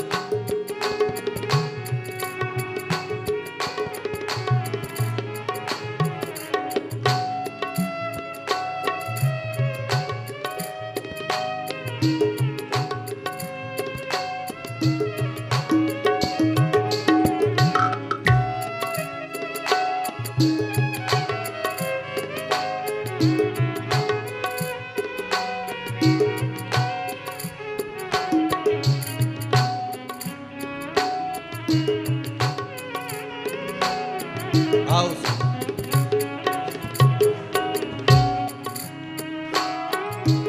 जोड़ लिए मैंने प्रीत के धागे, जोड़ लिए मैंने प्रीत के धागे, सब फीका लगे तेरे आगे, सब फीका लगे तेरे आगे, तेरे नाम से आत्म जागे, तेरे नाम से आत्म जागे, दूर दूर सब अवगुण भागे, दूर दूर सब अवगुण भागे, रोम रोम में तुझे पुकारूं, रोम रोम में तुझे पुकारूं, रोम रोम में तुझे पुकारूं, रोम रोम में तुझे पुकारूं,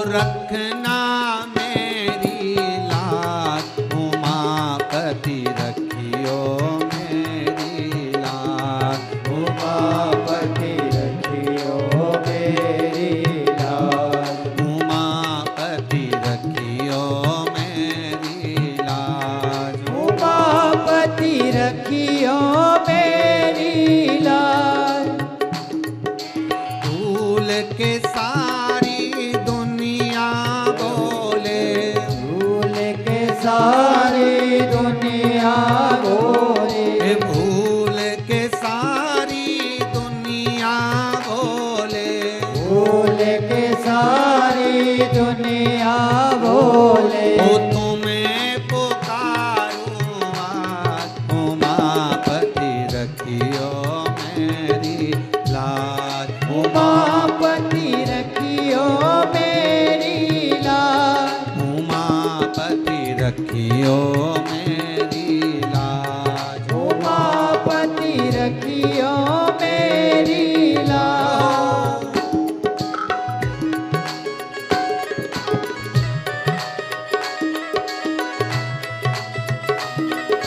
हरि बोल।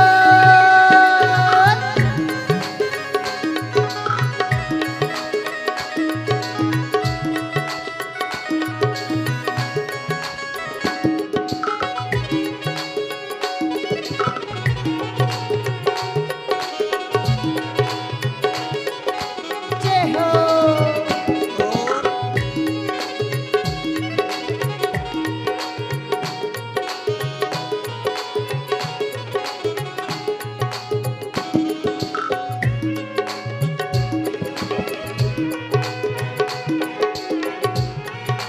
शंभो शंकर।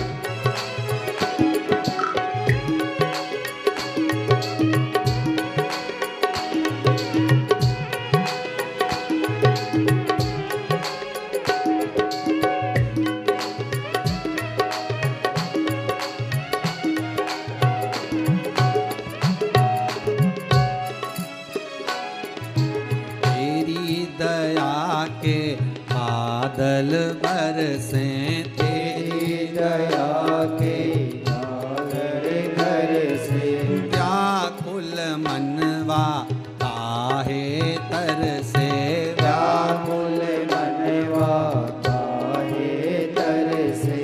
डालो विपदा मेरे सर से, टालो विपदा मेरे सर से, सुख पाए तेरे ही दर से, सुख पाए तेरे दर से।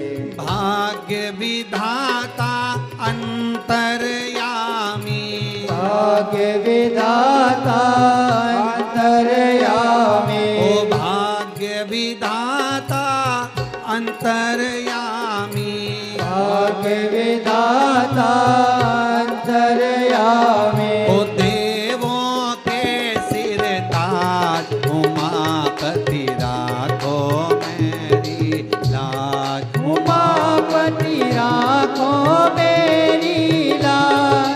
उमापति राखो मेरी लाज, उमापति राखो मेरी लाज। उमापति राखो मेरी लाज। उमापति राखो मेरी लाज। भूल के सारी दुनिया बोले, भूल के सारी दुनिया बोले, भूल के सारी दुनिया बोले, भूल के सारी दुनिया बोले। तुम्हें पुकारूं आज, उमापति राखो मेरी लाज, उमापति राखो मेरी लाज। उमापति राखो मेरी लाज, उमापति राखो मेरी लाज। उमापति राखो मेरी लाज। उमापति राखो मेरी लाज। भगवान शिव की कथा करें। भागीरथ बाबा अगर तप साधना कर रहे हैं, भागीरथ जी अगर तप साधना में डूबे हुए हैं, तप साधना में अगर लगे हुए हैं, भक्ति के बल में अगर लगे हुए हैं, तो केवल विश्व कल्याण के लिए, जन कल्याण, खुद के लिए कुछ नहीं मांगा।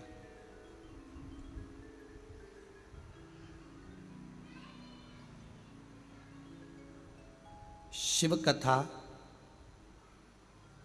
शिव महापुराण की कथा ये दुख का हरण करने वाली।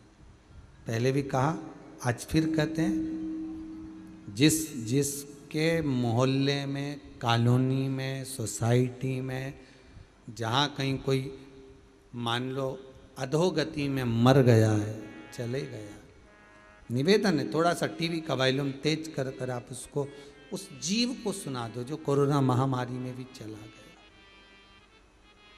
श्रवण करा।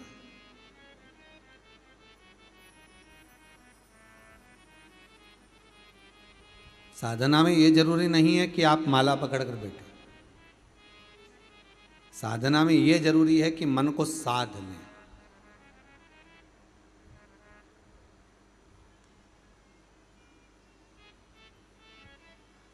दुनिया के लोग सारी इंद्रियां साधने को तैयार हो जाते हैं पर मन नहीं साध पाते। मैं यहां से निकल कर जा रही थी, वहां पे मरा हुआ कुत्ता पड़ा है, अब नहीं देखूंगी,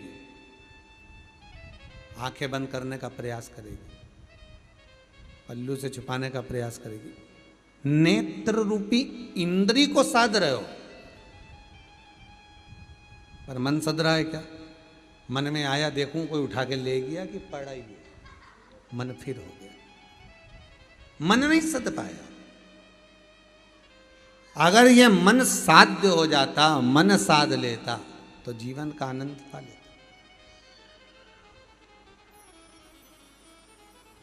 जीवन का सर्वाधिक सुख वही मन में ही। महाराज शिव महापुराण की कथा में एक चरित्र आता है देवराज का। शंकर की कथा में बैठा है, जब चोरी का धन लेकर गया तो शिव महापुराण की कथा में बैठा है। शिव महापुराण की कथा चल रही है मंदिर के अंदर, और वहां उसको ताप लगा, बुखार आया, शरीर को ठंड लगी तो वहां जाकर बैठ गया। अब बैठ तो गया, शरीर में ताप भी आ गया, शरीर गर्म भी हो गया, पर वो ठंड लग रही, बहुत तप रहा है। कथा हो रही है, चित्त लगा क्या उसका? नहीं, मन नहीं लगा था। बस जैसे ही महादेव, हर हर महादेव बोला जाता था, शंकर जी का नाम बोला जाता था, वैसे ही उसको क्रोध आ जाता था। अब उसको कौन समझाए कि ये मनुष्य का शरीर मिला है, मानव की देह मिली है, ये हर हर महादेव बोलने के लिए ही मिली है। हम तो कहते हैं सावन में, पूरे सावन के महीने में चेंज कर दो, हर हर महादेव की जगह कर दो घर घर महादेव। हम तो कहेंगे कि वही 6 अगस्त को जो श्रावण की शिवरात्रि आ रही है, हर हर महादेव नहीं करना है, हमें घर घर महादेव करना है। ब्राह्मण हो सफेद मिट्टी का शिवलिंग बनाओ, क्षत्रिय हो लाल मिट्टी का शिवलिंग बनाओ, वैश्य हो पीली मिट्टी का शिवलिंग बनाओ, शूद्र हो काली मिट्टी का शिवलिंग बनाओ। पार्थिव शिवलिंग का निर्माण करो और उसमें थोड़ा सा पीस कर काली मिर्ची अवश्य मिलाओ।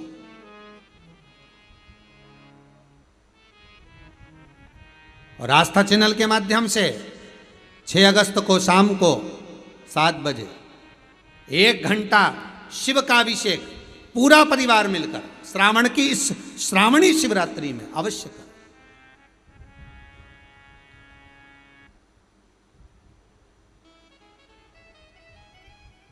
कई लोग कह रहे थे गुरुजी, पहले आपके यहाँ से वो फेसबुक यूट्यूब पर डलता था कि सावन के ये वाले सोमवार पे ये चढ़ाना, सावन के वो सोमवार पर ये चढ़ाना। अब की बार आपकी लिस्ट नहीं आई, तो निवेदन करेंगे अब की बार जो सावन आया है, इस सावन में सबकी श्रेष्ठता है, पर उसमें जो सर्वश्रेष्ठ है वो शिवरात्रि श्रेष्ठ है श्रावण की। इसलिए उसी दिन सामग्री की लिस्ट, अभी कथा जब चालू होती है उसके प्रथम में और उसके बाद में आप टीवी चैनल के माध्यम से वो लिस्ट आपको बता दी जाती है कि ये सामान चढ़ना है। आप कथा जब पूरी सुनोगे, कथा जब विराम होगी तो कथा विराम होने के बाद एक छोटा सा क्लिपिंग चलती है कि उसमें 6 तारीख वाले कार्यक्रम में क्या क्या चीज़ चढ़ना है, काली मिर्ची चढ़ना है, कितनी चढ़ना है, गेहूं के दाने चढ़ना है, कमल गट्टा चढ़ना है, तिल्ली चढ़ना है, काली तिल, तो वो सब चीज़ आपको बताई जा रही है टीवी चैनल के माध्यम से।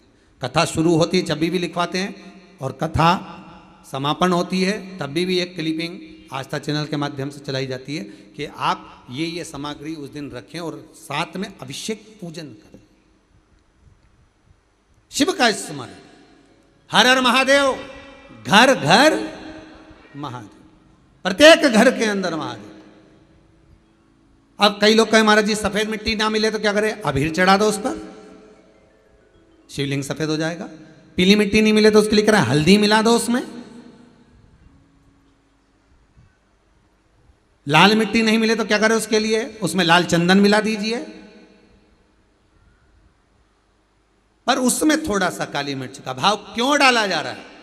शिव महापुराण में 2-3 चीजों का जो स्मरण करा गया है, लिंग पुराण के अंतर्गत जो बताया गया है कि काली मिर्ची शिवजी को क्यों चढ़ाई जाती है? केवल रोग की मुक्ति के लिए। ये जो दुनिया के लोग लगे तीसरी लहर आएगी, तीसरी लहर आएगी, तो इसको रोकने के लिए, और रुके ना रुके वो उस महादेव के हाथ में। पर इतना जरूर है कि जिसके घर में शिवलिंग की स्थापना होकर शिवरात्रि के दिन, श्रावणी शिवरात्रि के दिन जिसने अभिषेक कर लिया, इतना विश्वास तो मुझे देवाधिदेव महादेव पर है कि उसके परिवार का बाल बांका नहीं हो सकता। इतना विश्वास तो,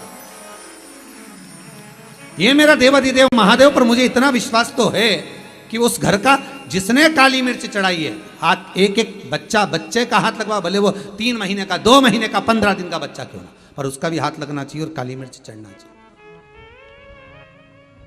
शिवलिंग पर जो काली मिर्च लिखी है 21 चढ़ाने के लिए, उसमें उसका हाथ जरूर लगे, जिससे आपके घर में फिर वो रोग, वो बीमारी, वो तकलीफ ना दे, कोई जीव जाए ना। अभी ये दूसरी लहर में जितने जीव गए हैं उसका बड़ा दुख है जी, बड़ी तकलीफ हृदय से। जवान की जवान लोग साहब 30-35 साल, 40-40 साल, कई बच्चे अनाथ हो गए, कई घर बेघर हो गए, बड़ी दुख है। अब ये ना हो। मेरा काल अधिपति से निवेदन, महाकाल राजा से निवेदन कि तू अब साध लेना। अब ये तीसरी लहर अब तू देख लेना। तू खुद त्रिगुणाकार, त्रिकालदर्शी, त्रिनेत्रधारी, त्रिशूलधारी, तो ये तीसरी लहर पे तू भारी, फिर क्या करेगी लहर? क्या कर सकती है? तू स्वयं भारी हो जा।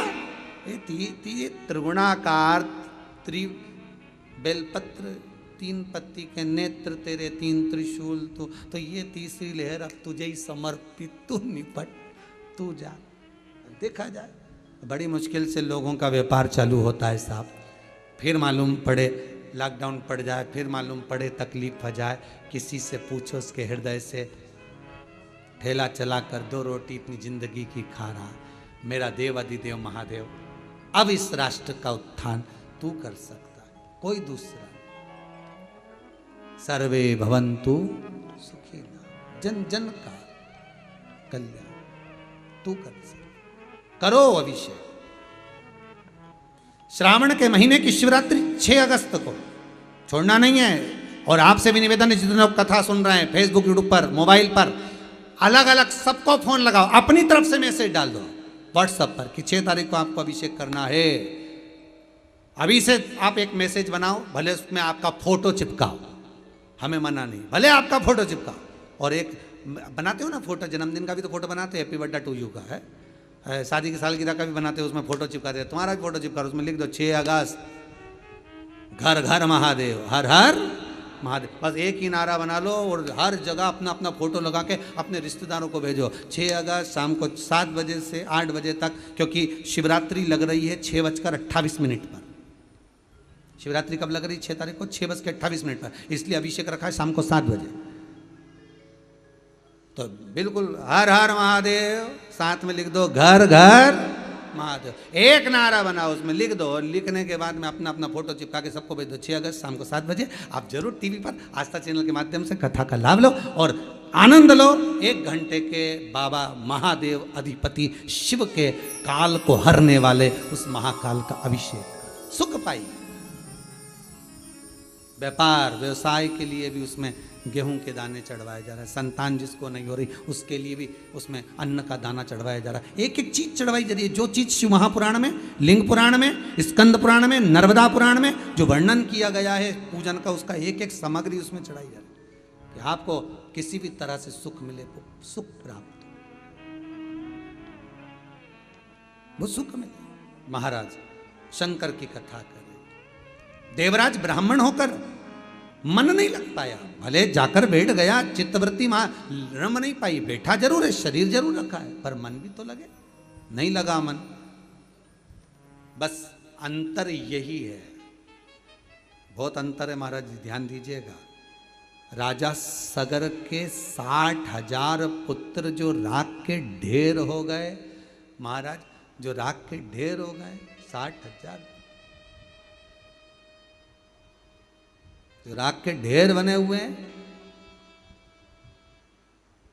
वो सगर के पुत्रों में ना जाने कितने कितने हुए महाराज, जिन्होंने दिलीप आदि कितने हुए जिन्होंने केवल साधना तप करा, भगवान को रिझाया, गंगा को पृथ्वी पर लाने का प्रयास करा, सब कुछ करा, पर गंगा आई थी क्या? जम के तो बोलो, नहीं आई। गंगा आई क्या? नहीं। दिलीप ने भी करा, सगर के जितने आगे आगे वंश में हुए सब ने तप साधना करी, नहीं आई। केवल एक भागीरथ महाराज, उन्होंने तप साधना काय से करी? तो कहा दिल से करी। फिर निवेदन करूंगा भगवान को, निर्मल मन सो मोई पावा, मोई छल छिद्र कपट ना बाबा। भगवान को, आपको भगवान को केवल अगर चाहिए तो आपका निर्मल मन, स्वभाव, चित्त, वृत्ति, दिल, हृदय, और वो भी श्रेष्ठ।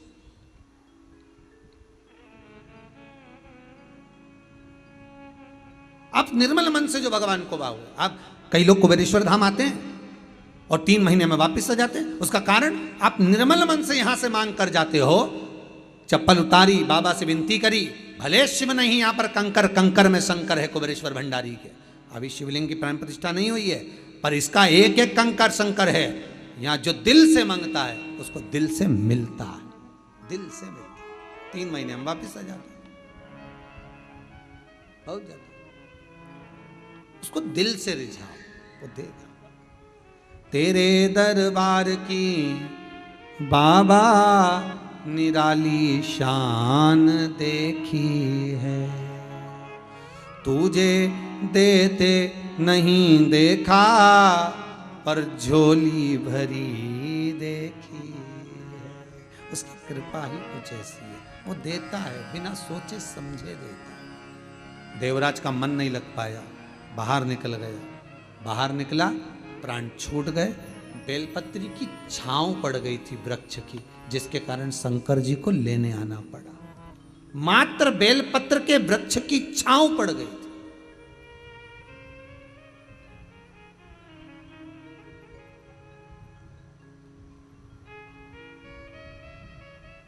जो शमशान के करीब में रहते हो, जिनके घर के पास में शमशान हो, शमशान की रोड पर अगर कोई रह रहा हो, तो उनसे हाथ जोड़कर निवेदन है, भगवान से प्रार्थना करना, एक बेलपत्री का वृक्ष उस शमशान के रास्ते पर जरूर लगवा देना। क्यों?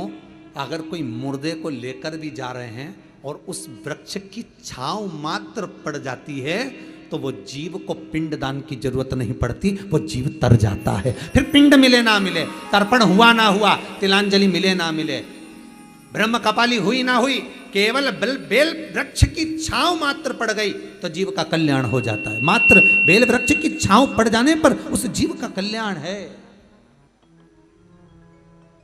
बेल वृक्ष की मात्र छांव पड़ने पर उसका उद्धार है।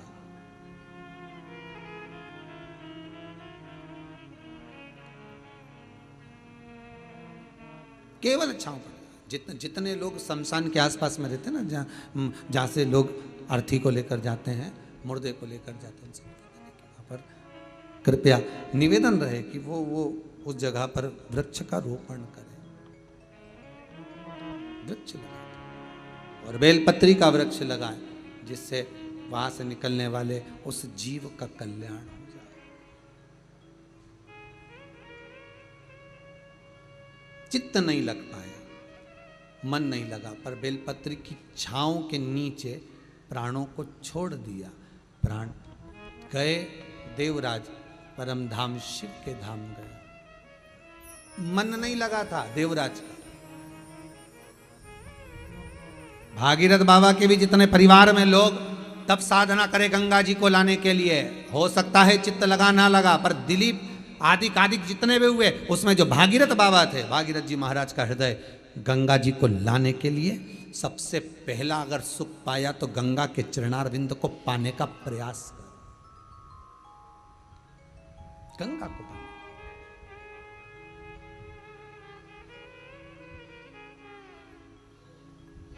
गंगोत्री से कुछ किलोमीटर की दूरी पर गौमुख है, जहां से गंगा का जल निकलता है। गंगा का जल जहां से निकलता है, गौमुख, बड़ा सुंदर स्थल, चारों तरफ बर्फीली पहाड़ियां, और वहां से गंगा मैया आराम से निकल कर बाहर आ रही हैं। भागीरथ बाबा 60,000 काकाओं के उद्धार के लिए गंगा को जो लेकर आए, ये गंगा मैया सामने खड़ी होकर भागीरथ जी के बोल भी दी कि मैं आ जाऊंगी, पर दिक्कत एक है कि मुझे संभालेगा कौन। ऊपर से आई और नीचे चली गई तो मतलब क्या? ऊपर से आई नीचे चली गई, उसका मतलब क्या है? उसका सार तत्व क्या है? बहुत ध्यान दीजिएगा महाराज इस कथा में। कमाई तो हो रही है, 30,000 रुपये महीना, 40,000 रुपये महीना कमा कर लेकर भी आ रहा है। कमाई तो आपकी हो रही है, 30-40 हज़ार रुपये महीना आप कमा रहे हो, 50,000 रुपये महीना, 1 लाख, 2 लाख, 4 लाख रुपए आप कमा भी रहे हो, पर आया और चला गया, उसका क्या करोगे?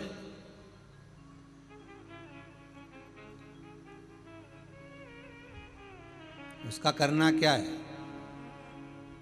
बहुत सुंदर संवाद है, ध्यान दीजिएगा। जिसके घर में कमाने वाले 2-4 हैं, पैसा तो आ रहा है पर घर में टिक नहीं रहा, डॉक्टर में, पुलिस में, एक्सीडेंट आदि में, कहीं गलत जगह पर व्यसन में अगर पैसा जा रहा है, जुए में, मांसाहार, मदिरा पान, या कहीं आया पैसा, पैसा आने में कमी नहीं, आ रहा है पर टिक नहीं रहा, रुक नहीं रहा, कोई मांगने आ गया, दे दिया, फिर वहां से अपने पास नहीं आ रहा, अपन कह रहे हैं भैया हमारा पैसा लौटा दो, नहीं आ रहा।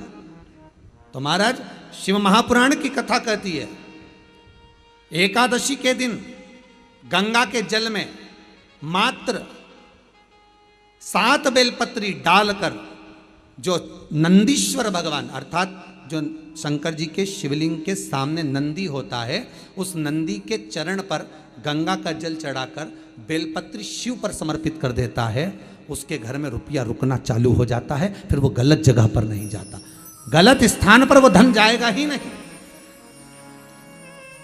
बेटा अगर व्यसन में पड़ा हुआ है, मदिरा पान में पड़ा हुआ है, मांसाहार में, जुए आदि में जा रहा है, तुम्हें लग रहा है कि मेरा बेटा गलत मार्ग पर जा रहा है, ये मित्र दोस्ती गलत हो रही है, वो सही जगह पर आ जाए।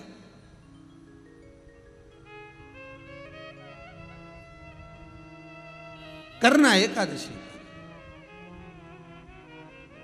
कई लोग इसको धन के लिए भी करते हैं, संपदा के लिए, संपदा के लिए अर्थात जिसका व्यापार नहीं चलता, जिसके घर में पैसा नहीं आता, या नौकरी नहीं लग रही, या सर्विस नहीं लग रही, आप अप्लाई कर रहे हो, जगह जगह जाकर इंटरव्यू भी दे रहे हो और पैसा नहीं आ, तो उसके लिए भी प्रयास किया जाता है। पर उसके लिए यहाँ पर जो धन के लिए करते हैं, उसके लिए विष्णुपदी के लिए करते हैं। मतलब जैसे गंगा के जल में तुलसी के 11 पत्ते डाले जाते हैं।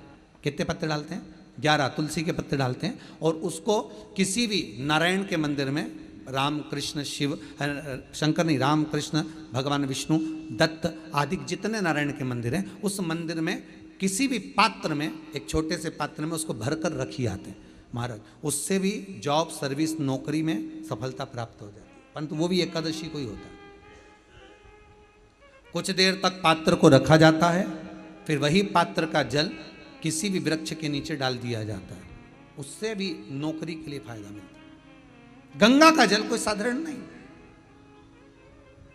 भागीरथ बाबा तब साधना में लगे तो उनका हृदय, चित्त, वृत्ति, मन बाबा में लगे। देवराज ने मन लगाया नहीं, और नहीं लगाया, इसके बाद भी बाबा की करुणा देखी कितनी हुई कि मरा, प्राण छूटे तो शिवधाम मिल गया। और उसके बाद भी बाबा की कितनी कृपा कि शिवधाम में भी जाने के बाद भगवान शंकर की सेवा में तल्लीन, शिव महापुराण की कथा कहती है, एक बिंदुक नाम का ब्राह्मण था जिसकी धर्मपत्नी का नाम चंचुला देवी था। चंचुला की सबसे बड़ी गलती एक थी, पति अगर कमा कर ला रहा है तो पत्नी का फर्ज है कि पूछे ये धन कहाँ से ला रहे हो, ये पैसा कहाँ से ला रहे हो, और लेकर आए हो तो इसको सत्कर्म में लगाओ। थोड़ा सा पैसा 5 रुपये अगर पति कमा के ला रहे तो उसमें से 1 रुपया निकाल लो, चवन्नी निकाल लो, पर चवन्नी भी कहीं सत्कर्म में, कहीं दान में, कहीं पुण्य में, कहीं हो रहा हो कहीं सत्कर्म, उस जगह पर लगाने का प्रयास करिएगा। चवन्नी निकाल, कमाई का एक भाग थोड़ा सा धर्म पत्नी का फर्ज। धर्म पत्नी कहते ही क्यों है? क्योंकि वो धर्म के पथ पर लेकर चले, वो धर्म पत्नी।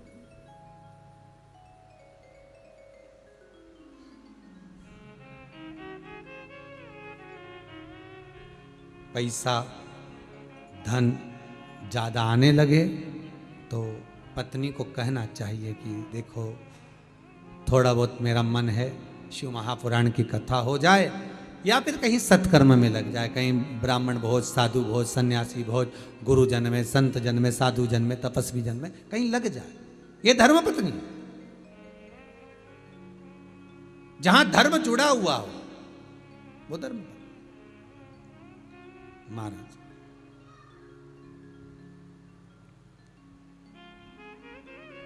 चंचुला देवी ने पूछा नहीं, पति आ रहा था धन चुरा कर लेकर, पानी में गिर गया, मर गया, प्राण छूट गया। पहले भी शिव पुराण में कहा 3 तरह से मरे हुए व्यक्ति की गति नहीं है, उसको मोक्ष नहीं है। पहला पानी में डूब कर मरा हुआ, दूसरा सर्प के डसे से मरा हुआ, तीसरा स्त्री के हाथ से, नारी के हाथ से मरा हुआ व्यक्ति। इसकी गति नहीं है, मोक्ष नहीं है इसकी। इनकी गति केवल एक है, वो है शिव महापुराण की कथा। अगर कोई पानी में डूबकर मर भी गया है, उसके परिवार का, उसके कुल का व्यक्ति अगर एक बार शंकर की कथा भले यहां आकर ना सुने, टीवी के सामने भी बैठकर सुन रहा है तो भी वो फल देगा, मोबाइल पर सुन रहा है तो भी वो फल देगा। एक अंश हम माताओं से निवेदन करते, बार बार कहते हैं, स्त्री के गर्भ में अगर कोई कुंवारी अवस्था का मर गया, 3 महीना, 4 महीना, 6 महीना, 8 महीना, या जन्म लेने के बाद कुंवारी अवस्था में कोई शांत हो गया हो, कोई मर गया हो, तो महाराज हम बार बार कहते हैं कि जिंदगी में एक बार शिव महापुराण की कथा का रसस्वादन अवश्य करें। जिससे क्यों? क्योंकि शिव पुराण में, अन्य पुराणों में स्पष्ट कहा गया है, कुंवारी अवस्था में मरने वाले का ना तो पिंड होता है, ना तर्पण होता है, ना तिलांजलि होती है, ना ब्राह्मण भोजन करे तो उसका भाग मिलता है, उसको उसका लाभ नहीं मिलता। भले तुम तिलांजलि करो, तर्पण करो, कुछ भी करो, उसका भाग नहीं मिलेगा। उसको भाग कम मिलता है जब उसके परिवार का कोई व्यक्ति शिव महापुराण की कथा का रसस्वादन कर लेता है, कथा श्रवण कर लेता है। कथा सुनने के बाद उसको पिंड भी मिलने लगता है, ब्राह्मण भोज भी मिलने लगता है, उसको सारा सुख प्राप्त होने लगता है, वो जीव की गति हो जाती है, उस जीव की गति हो जाती है। महाराज शिव पुराण में कहा, बिंदु प्रेत योनि में पड़ गया। चंचुला देवी ने दान पुण्य संकीर्तन का स्मरण नहीं था, पर काशी चली गई। काशी में जाकर शिव महापुराण की कथा को श्रवण किया और शंकर भगवान की कथा को श्रवण करके उसके हृदय में ऐसी चित्तवृत्ति में शिव बैठे गंगा स्नान कर कर जा रही थी। गंगा का स्नान कर कर जा रही है, मार्ग से जाते समय, उसके मार्ग से पहुंचते समय, और वो जाते जाते उसके कहीं ठोकर लगी और गिर गई, प्राण छूट गए। शिव कथा सुनकर जा रही थी, गंगा का स्नान कर कर जा रही थी, काशी में प्राणों को छोड़ मोक्ष पद प्राप्त हो गया। शिवधाम पार्वती जी की सहेली बन गई। मन में दुख था, पति को मोक्ष कैसे मिले। पार्वती जी ने कह दिया, एक काम करो, शिव महापुराण की कथा को करवाओ। शिव महापुराण की कथा किससे कराएं? तुम रुका जी से कराई। तुमरुका जी ने शिव पुराण की कथा का वाचन किया और चंचुला देवी ने शिव और पार्वती से निवेदन करा। शंकर और पार्वती दोनों ईश्वर जी, गोरा जी बनकर शिव महापुराण के यजमान बनकर कथा का रसस्वादन करते। हम बार बार कथाओं में कहते हैं शंकर पार्वती ही शिव पुराण के यजमान हैं। ये जो बूढ़े परिवार अगर कथा में बैठे हैं, पति पत्नी अगर कथा में यजमान बनकर बैठे हैं, तो हम तो ये जानते हैं कि ये 7 दिन के लिए शंकर और पार्वती बनकर शिव महापुराण की कथा को श्रवण कर रहे हैं। शिव पार्वती के कथा के यजमान। और हम तो बार बार कहते हैं जब भी शिव महापुराण, अन्य कथाओं में तुम बैठो तैयार मैयार हो कि नहीं हो पता नहीं, पर शिव महापुराण में तो ईश्वर जी और गौरा जी बनकर बैठना चाहिए। शंकर और पार्वती ने भी जटा वटा सब हटा के मेरे शंकर भगवान फेटा मेटा बांध कर तुर्रा तुर्री लगाकर खूब जरीदार कपड़े पहनकर मेरा शिव कथा श्रवण करने गए थे। और आज भी गणगौर जो होती है उसमें शंकर और पार्वती का स्वरूप आप देख सकते हो, कितना सुंदर सच कर गए थे। पार्वती जी भी गौरा महारानी ईश्वर गौरानी बनकर गई। कोई सहज है? शिव महापुराण की कथा, सुंदर कथा का संवाद श्रवण करने के लिए चाहिए, कथा का रसस्वादन करने के लिए चाहिए। सहज नहीं है शिव महापुराण। अकाल मृत्यु वो मरे जो काम करे चंडाल का, काल उसका क्या बिगाड़े जो भक्त हो महाकाल का। आज की कथा को यहाँ विराम की ओर लेते हुए बड़े भाव से कल कथा फिर पुनः 2 बजे से 5 बजे तक। भागीरथ बाबा ने गंगा जी को लाने के लिए कितनी बार तप करा, कल की कथा में श्रवण करेंगे। और भागीरथ जी महाराज गंगा जी को लेकर आए, तो गंगा जी को लाने के बाद में जब गंगा आ गई, गंगोत्री में गंगा जब पहुंची है, शिव की जटा में जाकर बैठ गई, फिर शंकर की जटा में पहुंचने के बाद भागीरथ जी महाराज ने गंगोत्री में तप नहीं करा। दूसरा स्थान कौन सा है जहां पर गंगा के लिए भागीरथ महाराज फिर तप करे? तब गंगा उस जगह पर आकर स्थित हुई और फिर वहां से चली। उसका स्मरण कल की कथा में करेंगे। बड़ी सुंदर जगह है वो, उसका दर्शन भी कराएंगे टीवी चैनल के माध्यम से कि ऐसी कौन सी जगह है जहां भागीरथ महाराज शंकर की जटा से गंगा को वापस निकाल रहे हैं। तो वहां का स्थान का वर्णन करते हुए वहां से आगे चलेंगे कल की कथा में। आज की कथा को यहाँ विराम देते हैं। हर हर महादेव हर